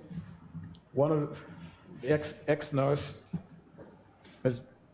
Benjamin, wrote a book on nursing, midwives. I purchased a set of those books, 2 sets of those books, and I delivered them to 2 schools, 2 secondary schools in my district.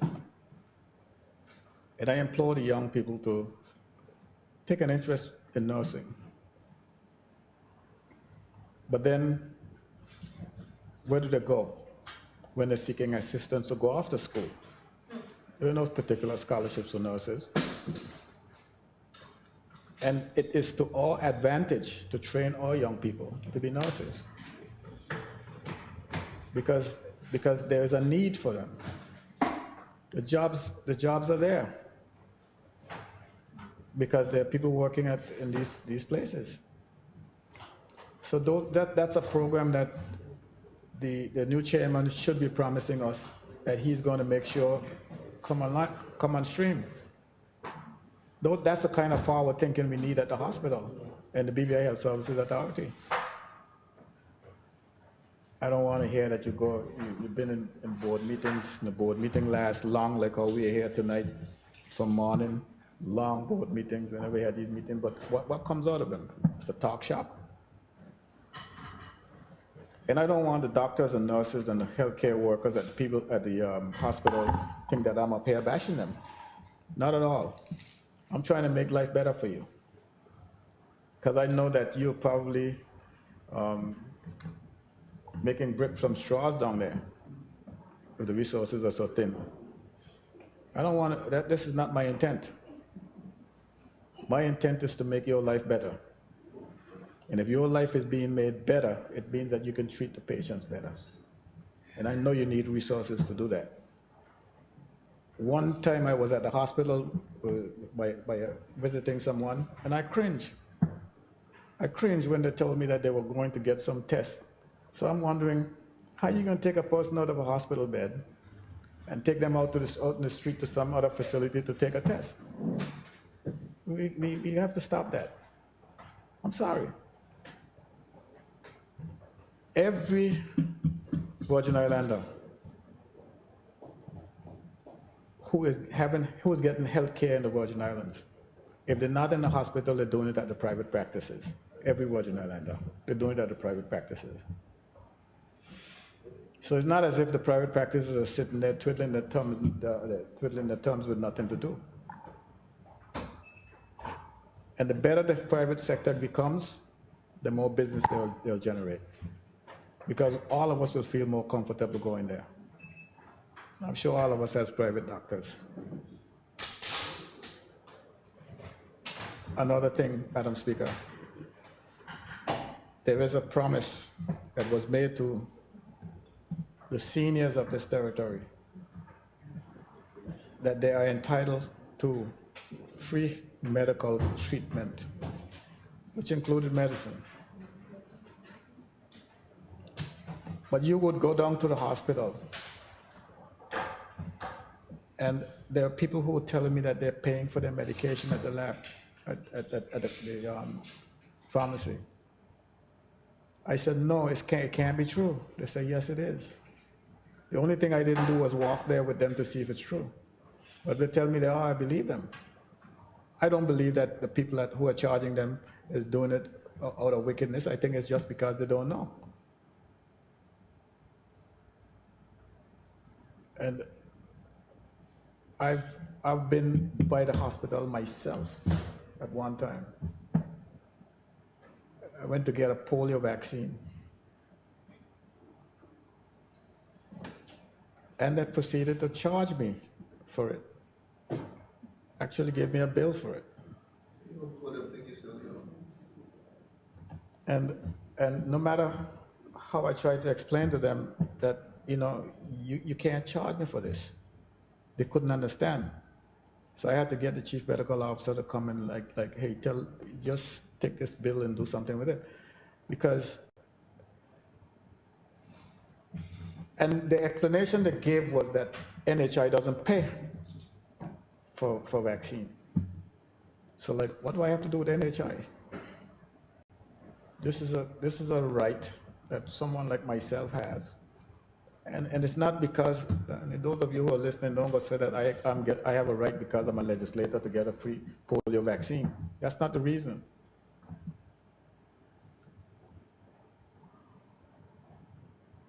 So I want to make sure that all the laws are well known to people at the hospital and in the healthcare system. And this is something that I expect the new chairman to examine and make sure that these are the things that are being followed. Because I know the law. Not everyone knows the law. And even knowing the law, you have to insist that this is the case. And people shouldn't have to go through that. So I say all that, Madam Speaker, in order to let Mr. Potter know that I love him and I expect great things of him. I know he's capable of delivering the great things. And anytime he has an issue with his minister, because the minister failed to fund them properly, he should let me know.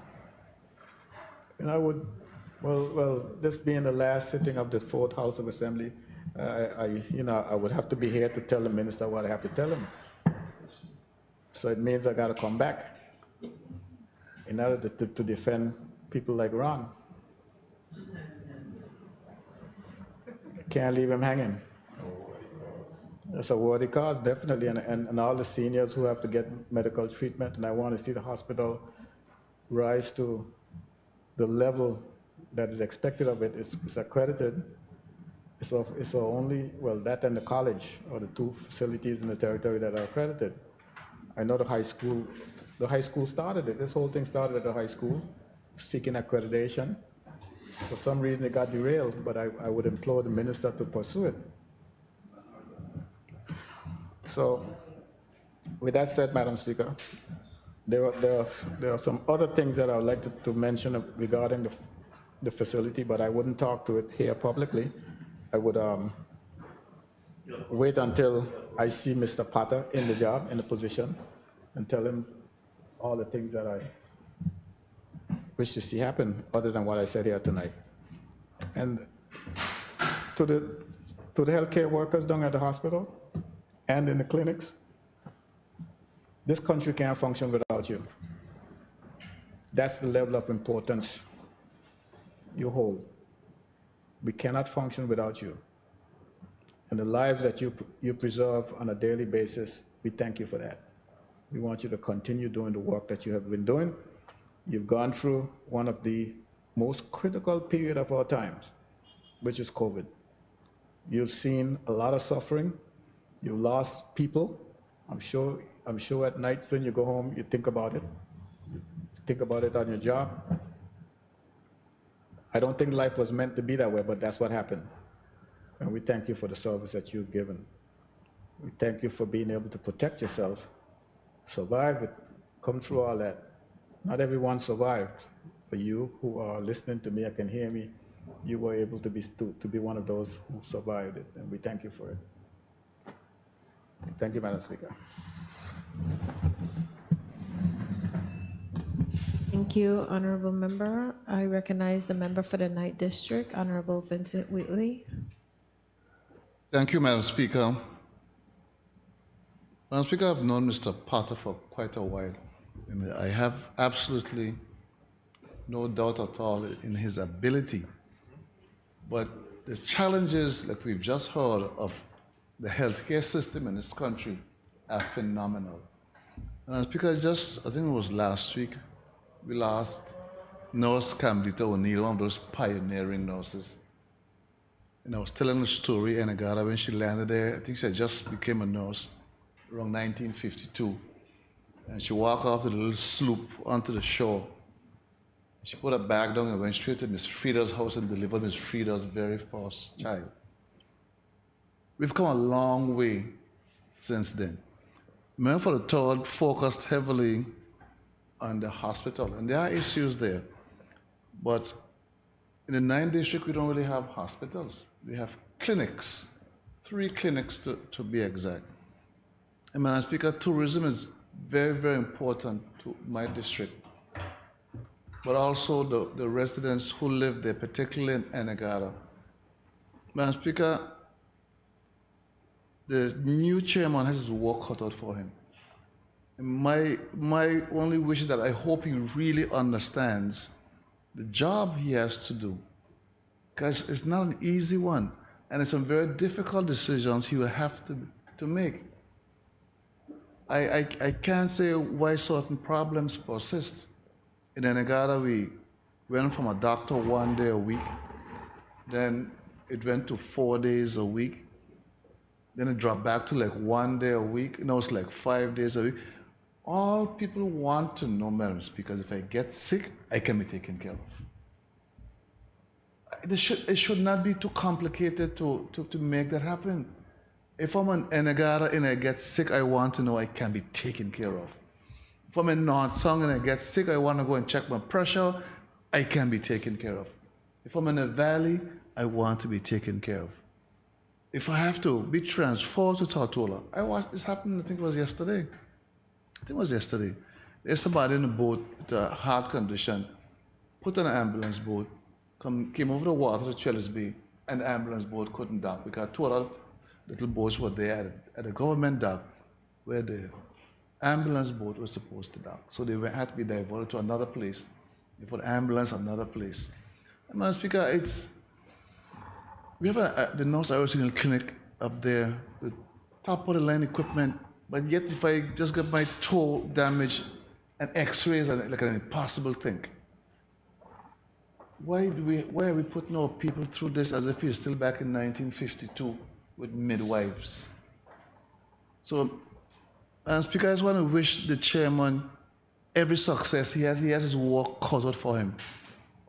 I want him to put some special emphasis on the clinics, particularly those outside of Road Town.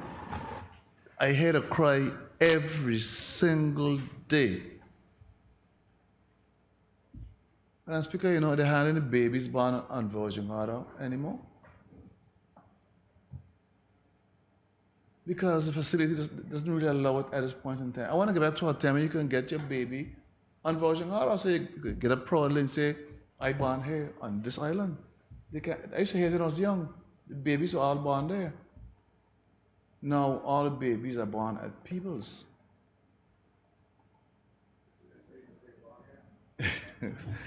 So, Madam Speaker, I want to wish, I may question the time a little bit. I'm not going to dwell on that because if I'm not mistaken, right now they're going through accreditation.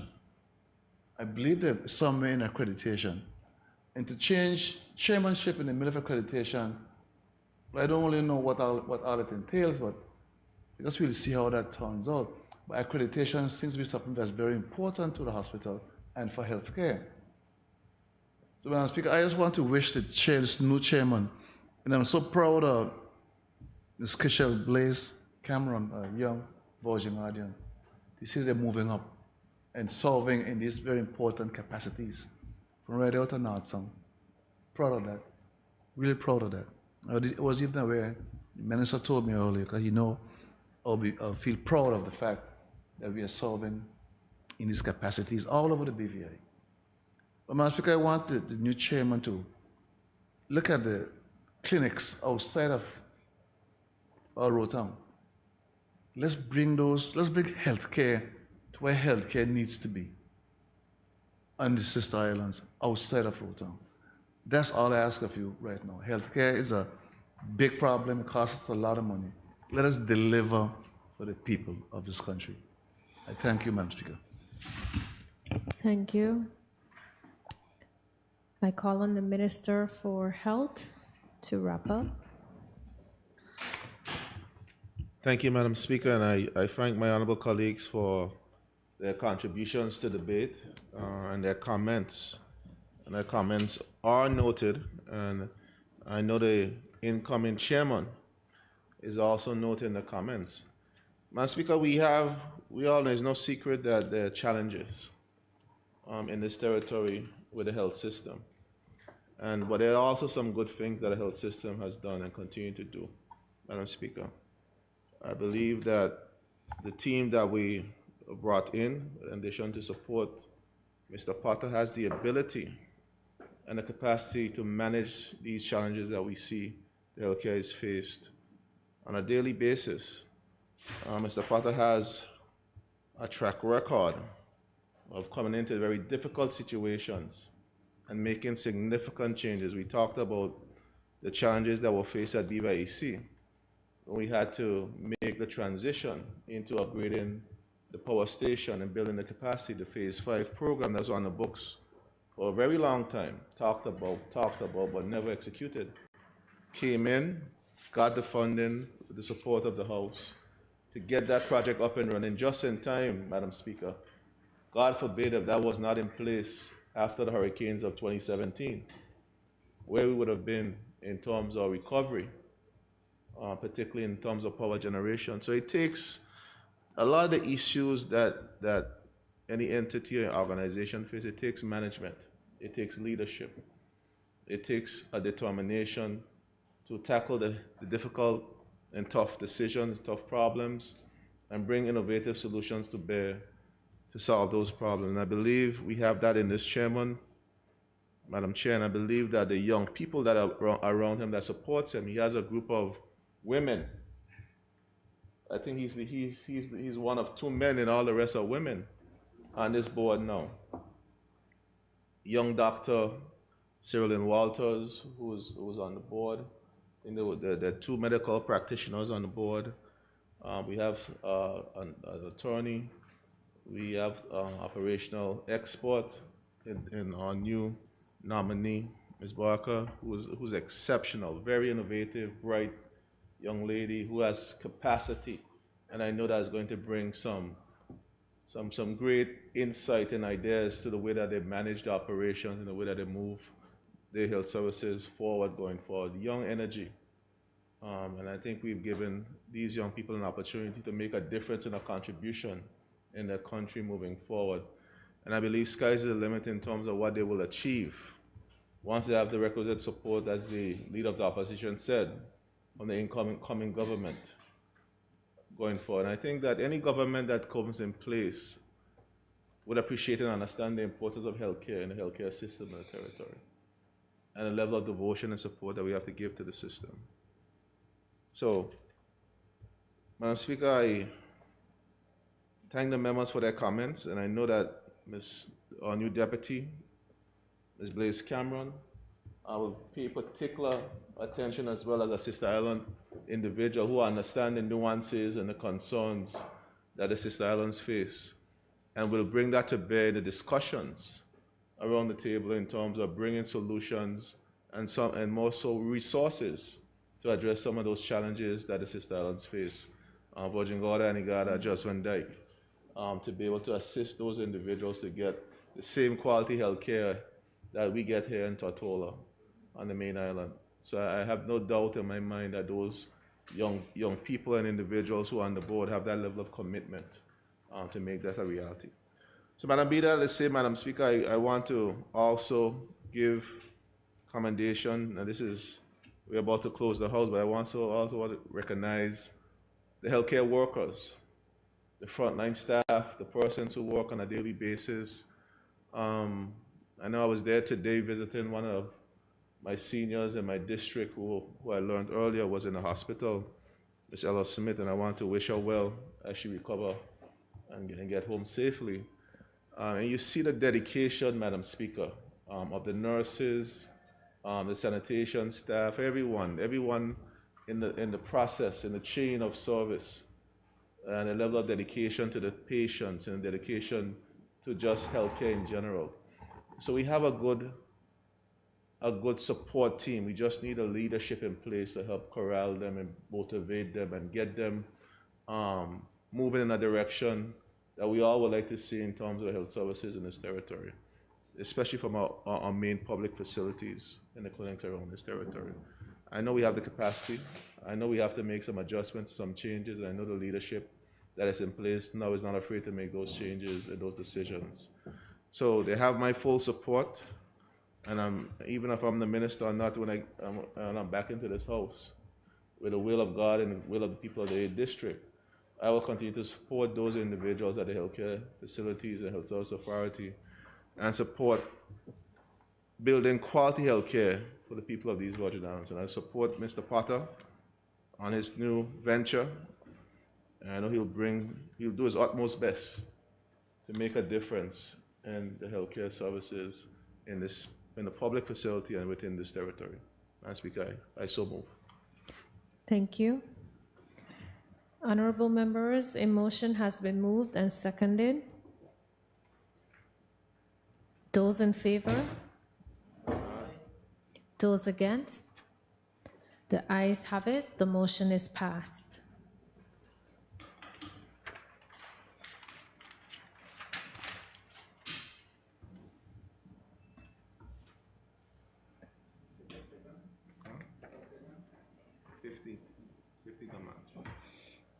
Thank you. I call upon the clerk.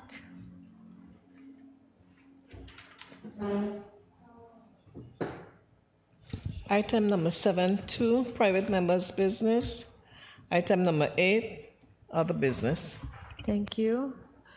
At this time, I would like to impose a time limit of at least 7 minutes per person.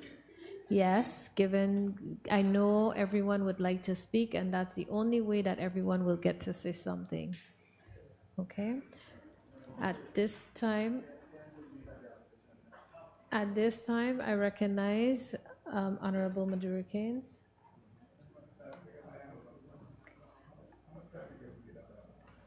Everybody gets 7 minutes. Yes.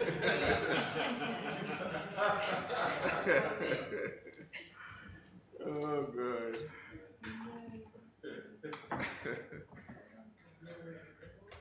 Oh, God. Yes. The whole opposition. What a thing. What a thing. Thank you, Madam Speaker, for allowing me to say a few words under other business. And of course, I do not think I need my full 7 minutes, but I'm not giving them to the leader of the opposition at all. Madam Speaker, I just want to touch on 2 or 3 things that's been on my mind or bother. The territory, Madam Speaker, and my district on a whole, they're hurting and people are struggling among us. And we have found it plausible, Madam Speaker, to transfer all the money that was used to help these people to a department that is not equipped to help these people to its full capacity. Yes, Madam Speaker, some, if not all of us, falter in life. But I remind us all, let he who is without sin cast the first stone. The people are hurting, and just like us, but for the grace of God. There we go. I will just drop 2 or 3 scenarios concerning social development. A young lady with two children, one differently abled, is unable to find work because of her situation. This young lady, a mother of 2 Virgin Islanders, went to the Social Development Department for help and was told that they can pay rent for 3 months, but after that, she needs to find a job. First, let us unpack the insult that this is inherent in the statement. It is a natural assumption that she doesn't want to find a job, or that's why she is asking the state for help. Or should there be compassion that as a mother of a disabled child in a country which is ill-suited to accommodate children like them, like those, she had an added challenge to find a job. Of course she would work. Of course she should be able to support her family through her gifts and talent. We understand that, Madam Speaker, but like everyone else, must get this job in a job market that is saturated, where jobs are scarce and people are applying daily, hearing nothing back, and then the job is being filled by someone else. A department by its name that has responsibility to development, developing people socially could do more by trying to help her get a job or offer her additional help like food vouchers that ease that burden from her, allowing her to focus on her children and job hunting. But the help stops at finding a job. Madam Speaker, I want to be fair. There are food vouchers given. One lady confirmed to me that she received one for $25. Madam Speaker, 2 packages of strawberries or a pack of bread, 1 crate of egg, and a small bottle of mayonnaise, or roasted chicken, 2 bottles of juice, and 1 small carton of rice. Madam Speaker, consider the $25 against the actual undisputable fact that thousands of dollars have been sent back to the Treasury from the Social Development Department has not been reissued, and yet there are people out here struggling like that mother of 2, one differently abled child. A mother like her would have to find someone to hold one or both children or have them cleaving to her hip while she fills out just over 1 million forms to receive a grant of $150. Madam Speaker, I was elected by the people, for the people. Madam Speaker, I was elected for all the people. Madam Speaker, I was elected for big people and small people. I was elected for mothers and their differently abled people. Madam Speaker, I was especially elected for hurting people because I'm a woman who cares about people. All some of these people are asking for is a little help with food vouchers now and again. Madam Speaker, I've helped anyone who qualified for that help whenever I could. Now I cannot, Madam Speaker, for they do not receive the help they need. I was never in favor of a district allocation going to the Social Development Department. I am not challenging their purpose nor competence, but I knew that in an already broken system, the people that really need the help will not get it. We were all asked to send a monthly allocation list to the department. I have persons on my list who have not received the little $150 they used to receive. One young man, I was aware of the fact that social development was giving him, I think it's about $225. I had him on my list to get $150 extra. They never put him on the list. When I questioned, they said he is already getting $225 from them. This young man is blind. $225 is not enough to help him, especially with his medical needs. Social development claims Honorable, their a minute. 1 minute remaining. 360 is the amount they're giving. So why not give him the 225 plus the 150 that I was giving him? Social development is a law unto themselves and it needs to be fixed. Quickly, Madam Speaker, there's this charge that the supermarkets are still putting on people plastic bags.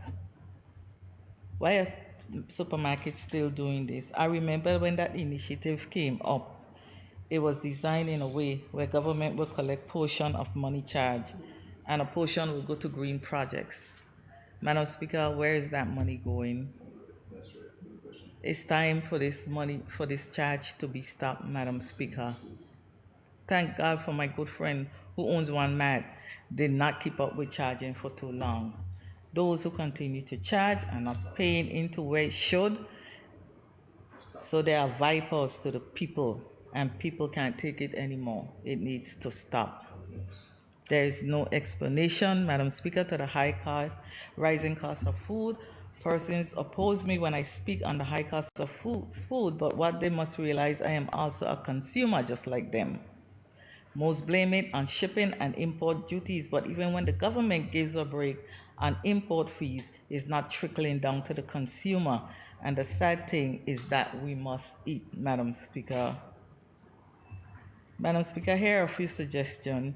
I employ all of us to grow more food. I wish that the people's salary would rise the way food prices are on the rise. It's time we seriously look into increasing the minimum wage. I wish the Social Development Department lived in the same Virgin Islands that we do and adjust their stringent and unpopular actions towards our people. Madam Speaker, Honorable, that's your time. I'm so sorry. Thank you, Madam Speaker. Thank you. This is the first time. Yes, the member for the 9th District, Honorable Vincent Whitley. Thank you, Madam Speaker. It's quite challenging to come on the very last sitting of this honorable House that I only get 7 minutes to speak, but I'll try my best to pack in as much as I can do in the 7 minutes. Madam Speaker, I want to first of all bring condolences to all those persons in my district who've lost loved ones. We've had like 5 so far for this year. Madam Speaker, when I leave here tonight, I'll be heading to a funeral first thing tomorrow morning, and the funeral's going on.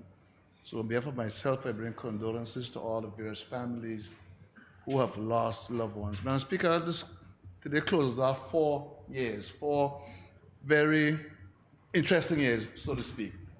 I came into a district that was really, really badly broken and bruised. I think it was probably going through some of its darkest days. But together with the people of the 9th District, we were able to dig ourselves at least out of the hole that we were in to where we could see the light of day. Madam Speaker, many persons were hurting, and some are still hurting, and I tried my very best to help as many persons as possible that I could help. I used all the money government provided for me when I couldn't. When that I was exhausted, I had various friends of the district provide some funding. My colleagues in here helped me, various colleagues, and then myself, to try to help as many persons. Madam Speaker, did we help every single person who needed help? The answer is no. That's an impossible task. But I've tried my very best, Madam Speaker, to help as many persons as I can help. Madam Speaker, I came into government under a colossal ministry. Madam Speaker, when I left that ministry, it was divided among 3 ministers, realizing that the burden I carried for 3 years was a bit much for one person, and so they divided it up between 3 ministers to try and get a handle on it. Madam Speaker, I took that burden in stride, and I tried my very best to do the best I could do, given the task that was before me. Madam Speaker, representing people is not an easy thing to do. Madam Speaker, it's almost 12 o'clock, and we are still here. We were here after 11 last night, after 11 tonight. First thing in the morning, we are here.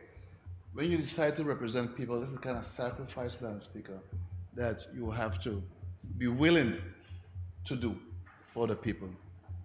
Madam Speaker, one of the peeves I have is not necessarily with the supermarkets, but with the House itself. Madam Speaker, I've counted the wasted hours that we come to the House to start 10 o'clock, and wasting the public's time also. So then persons are sitting waiting 10 o'clock for the House to start, sometime 11 and 12 o'clock. And Speaker, I think we have to be more respectful of the public's time. when it comes to this honorable house. The workers, they have families that are depending on them. And Madam Speaker, when we are late to the house, everybody's there. I think we have to be a little more respectful, Madam Speaker, to the people of this territory and try and start the house. Hopefully going forward, whether I'm here or not, I would like to see this honorable house start on time. Madam Speaker, I'm going to end with the 9th District. I want to thank the people of the 9th District, Anagata, Virginia, and surrounding keys for giving me the opportunity over the last 4 years to serve you. It's been a hell of a learning experience on this, in this walk of my life. One I wouldn't exchange for any other experience. Soon from now, I'll be before you outlining what I have done and where I think we can go and how we are going to get there. There's tremendous potential, and there's tremendous talent in the 9th District. And I believe working together, your talent, time, my energy and dedication, knowledge. Madam Speaker, I've developed a significant experience over the last 4 years, learning to deal with constituents, learning to deal with the issues of the country. I've traveled regionally, I've traveled internationally representing this country. This country I love so much, and Madam Speaker, if I wasn't dedicated to this job the way I am, we wouldn't be where we are today. So, Madam Speaker, I look forward to hitting the campaign trail. I look forward to coming to persons' homes and discussing my vision for where the district was, how we got to where we are, and where I think we need to go working together and how we will get there. So, Madam Speaker, I want to thank all my honorable colleagues in this House for the encouragement along the way, for the knowledge they shared with me, for their support, and for sharing their experiences and for coaching me, so to speak, the rules of the House, the ways of the House, and so forth. So, Madam Speaker, with just those few words there, I will say good night. Thank you. Thank you, Honorable Member. I recognize the Minister for Education, Honorable Shari De Castro.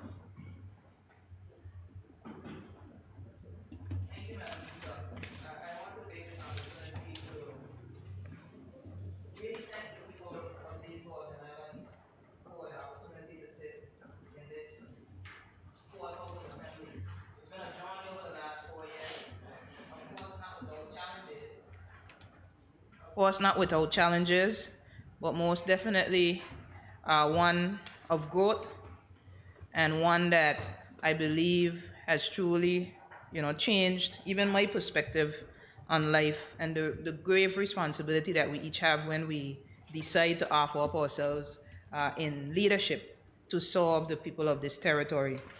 I want to take the opportunity to offer my sincere condolences to all the families who would have lost loved ones over the past few weeks.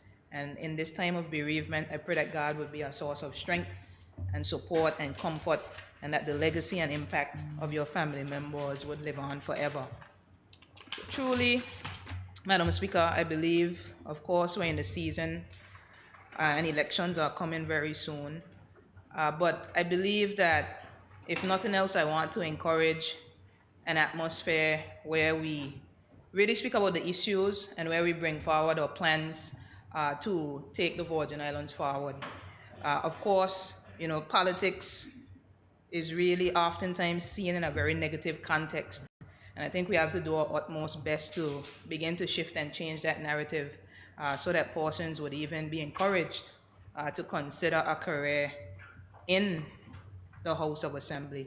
But I believe it's really up to us, the ones who stand in front of the podiums, who would really seek to cause persons to even consider potentially living out a life of service through this medium. And I believe we have an awesome responsibility to be mature and to do what's right by the people in ensuring that we bring forward the matters that are near and dear to their heart, and that we bring solutions to address them in a very serious and forthright manner.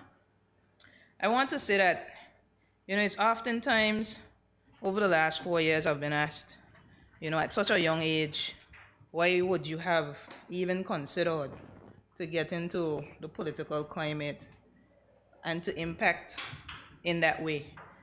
And I believe that it truly presents an opportunity for you to give of yourself in service to your territory, but in the way that I believe is the greatest impact, which is policy and legislation. That's what drives change. We could do a lot of the programs and we could have all the best intentions in the world, but if we don't take the time and do the hard work and put forward the requisite policies and legislation, do the requisite planning and programming, and ensure that the processes are there to see them through to fruition, then we're really doing a huge disservice, because whether we are there or not, the vision should be written and it should be able to be executed and the legacy of it should live.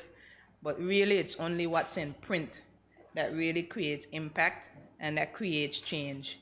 And I want to thank the people for giving me this opportunity to drive change over the last few years. It's been an amazing journey, and it's been a humbling one.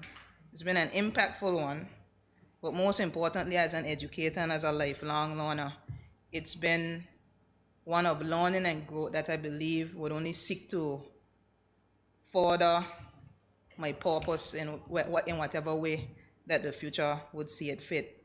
I want to speak specifically to education, just to express my sincere gratitude to the persons in the Ministry of Education, in the schools, who would have really contributed to my opportunity to sit as the minister over the last few months.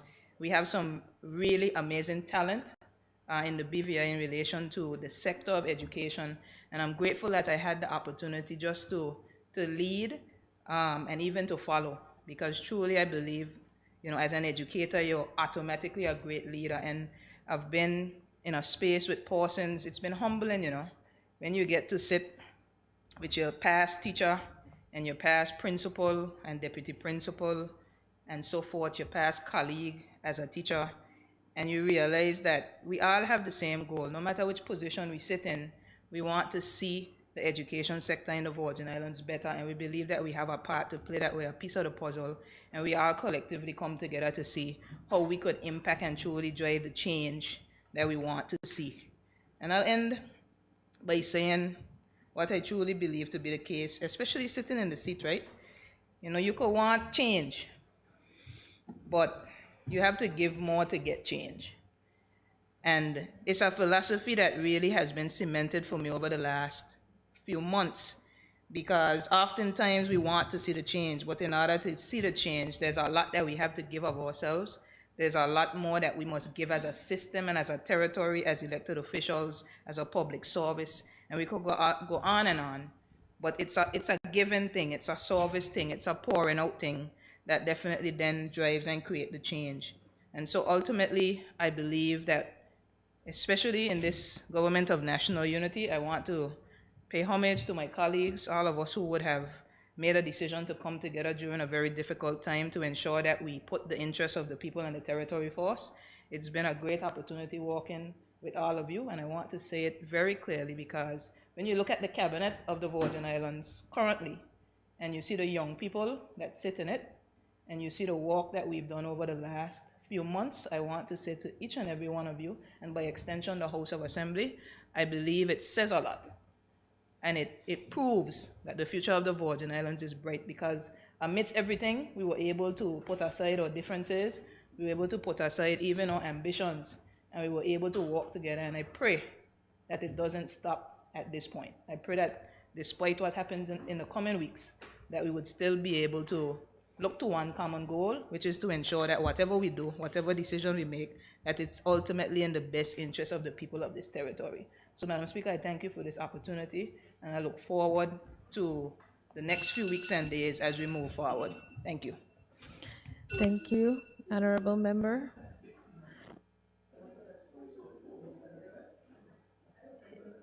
Any member wish to go next? Remember, time is running.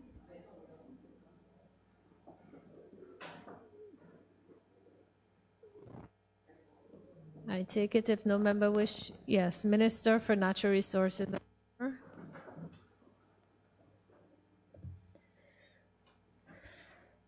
Thank you, Madam Speaker. Madam Speaker, I start where I'm going to end, with gratefulness and extending gratefulness for this experience to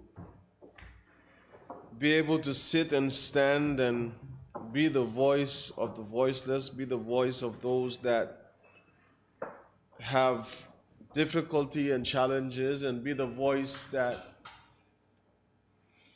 was able on a number of occasions, because of this great opportunity that was presented to me by the people of the 2nd District and by and large the people of the Virgin Islands, to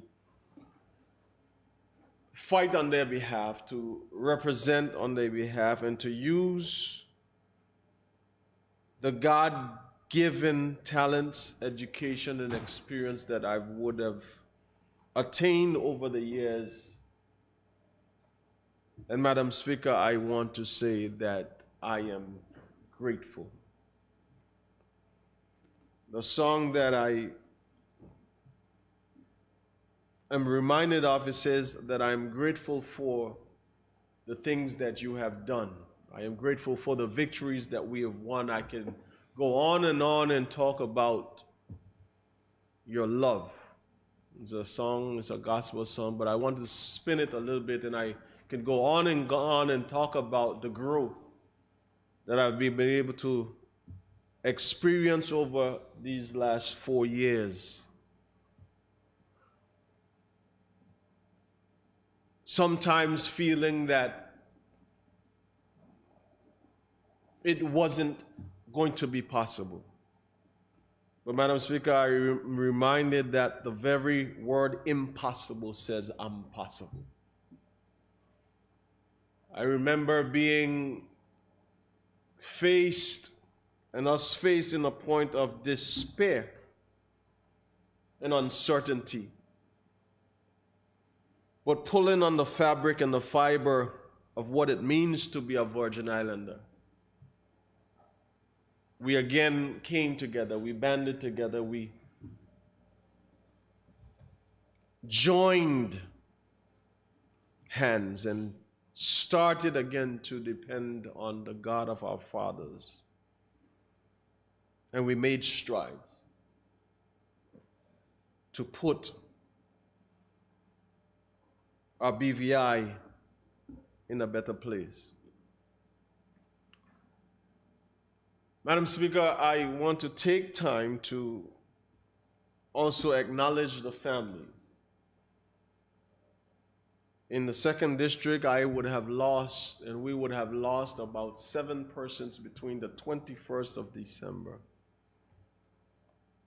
and then around the 17th of January. But not just in the 2nd District, throughout this entire BVI, we have lost persons, we have lost our loved ones, and I extend condolences, and we are continuing to see the number of persons that are falling ill in our community and our society, so I extend my prayers to each and every one of them. Madam Speaker, to my wife who is celebrating her birthday today, and she stated to me that it's all right because I know you have a job to do. And I want to thank my wife and my daughter. I want to thank my family and my support team, and those that I know and those that I don't even know that pray and encourage me on this journey, because it has not been an easy one, but it has been one that I am grateful for. Not being perfect, Madam Speaker, and not ever seeking to be perfect, but only seeking to be better. I believe this experience over the last 4 years has developed the capacity that I didn't know I had, has been able to increase the faith and the belief that I have in He who gives that belief. So, Madam Speaker, I am grateful. I am grateful to you and your good office for coming in at this very difficult time and helping to steer this House of Assembly together with the clerk and the deputy clerk and the entire team, including the ministry team, including the staff of the House of Assembly, for their diligence, for their commitment and their work. Madam Speaker, I am grateful. I am grateful for the opportunity to serve in the Ministry of Natural Resources and Labor, to serve and sit with the members of this House of Assembly, to do my best and to do our best to represent the people of this territory. To the Attorney General, to the Sergeant at Arms, to the clerical workers, the janitorial staff, I express my gratitude. And Madam Speaker, I just want to state that with this gratitude, I'm also seeking the continued opportunity to represent the people of the 2nd District. So that's why, again, I will stand and continue to stand to represent the needs of the people, to be their voice and allow vision, decision, passion, and discipline to be the order of my day. So as this journey continues, Madam Speaker, I want to say to the people of the Virgin Islands, to those that like me, to those that don't, I am grateful. To those that encourage me and to those that won't, I am grateful. And Madam Speaker, I say, flowing from my heart are the issues of my heart, which are my BVI. And I remain eternally grateful. Thank you, Madam Speaker. Thank you, Honorable Member. Any other member wish to go at this time? I recognize the territorial member, Honorable Carvin Malone. Madam Speaker, the night is fast spent, and 7 minutes to capture what I would have to say will then have to be surmised in 2 parts. Number one, I would love to state that I have worked with an amazing House of Assembly, from yourself, a former Speaker, a Premier, former Premier, and all the members current, those who have sat and have had to accomplish just amazing activities during these 48 months of which we served. So I would like to say that I have worked also with an amazing group of people in the Ministry of Health and Social Development. It's the ministry itself is huge, and when you look at all of what they've had to accomplish during this particular time, it is amazing. The divisions, the Office of Gender Affairs, the Safe Haven Transitional Center, the 911 Operational Command Center, the Public Health Programs, the Environmental Health, the Department of Waste Management, Social Development Department, His Majesty's Prison, the BVI Social Security, and the BVI Health Services Authority. Madam Speaker, I speak that because it was an important part of this. We have had to, when we came in to office, 2019, it was quite a trying time because we know we had the storms of 2017, and we were getting into the heart of that particular program in terms of rebuilding homes, rebuilding lives, rebuilding opportunities.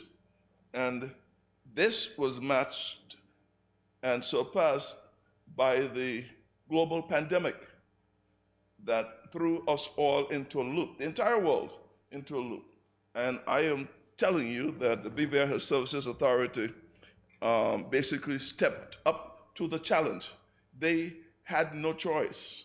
They stepped to the challenge, and it is with the advice given from the Public Health Department, from Environmental Health, from the Solid Waste Department, Department of Waste Management, that is, and all of these agencies had to go to work because lives were affected. So we had to look in terms of how you get people the hope that they needed to go through this particular period. Madam Speaker, it was not easy. We had to close down the territory, close borders, close, well, the most troubling part of it during the height of the pandemic, when you were allowed to walk the streets and see those persons who were without families, without homes, and were out there by themselves. It was a lonely feeling just seeing these persons. But here we are. And the member for the sixth speak of the people who need help, because at the end of the day, if we sit and we get our checks 15th and 30th, we don't have the same appreciation for the person who don't know where the next meal is coming from. It is a real issue, Madam Speaker. So I had no intention of seeking elected office before it was late 2018 when the decision was made to go that particular route. And I am happy that I did. Politics is a contact sport, and I have my bruises to show for it. I was a minister, I was backbench, I was opposition, I was backbench again, and I'm here through all the thick and thin, here today. And I'm pleased that I'm here and will seek to make a difference, which then gives you the second 4 minutes.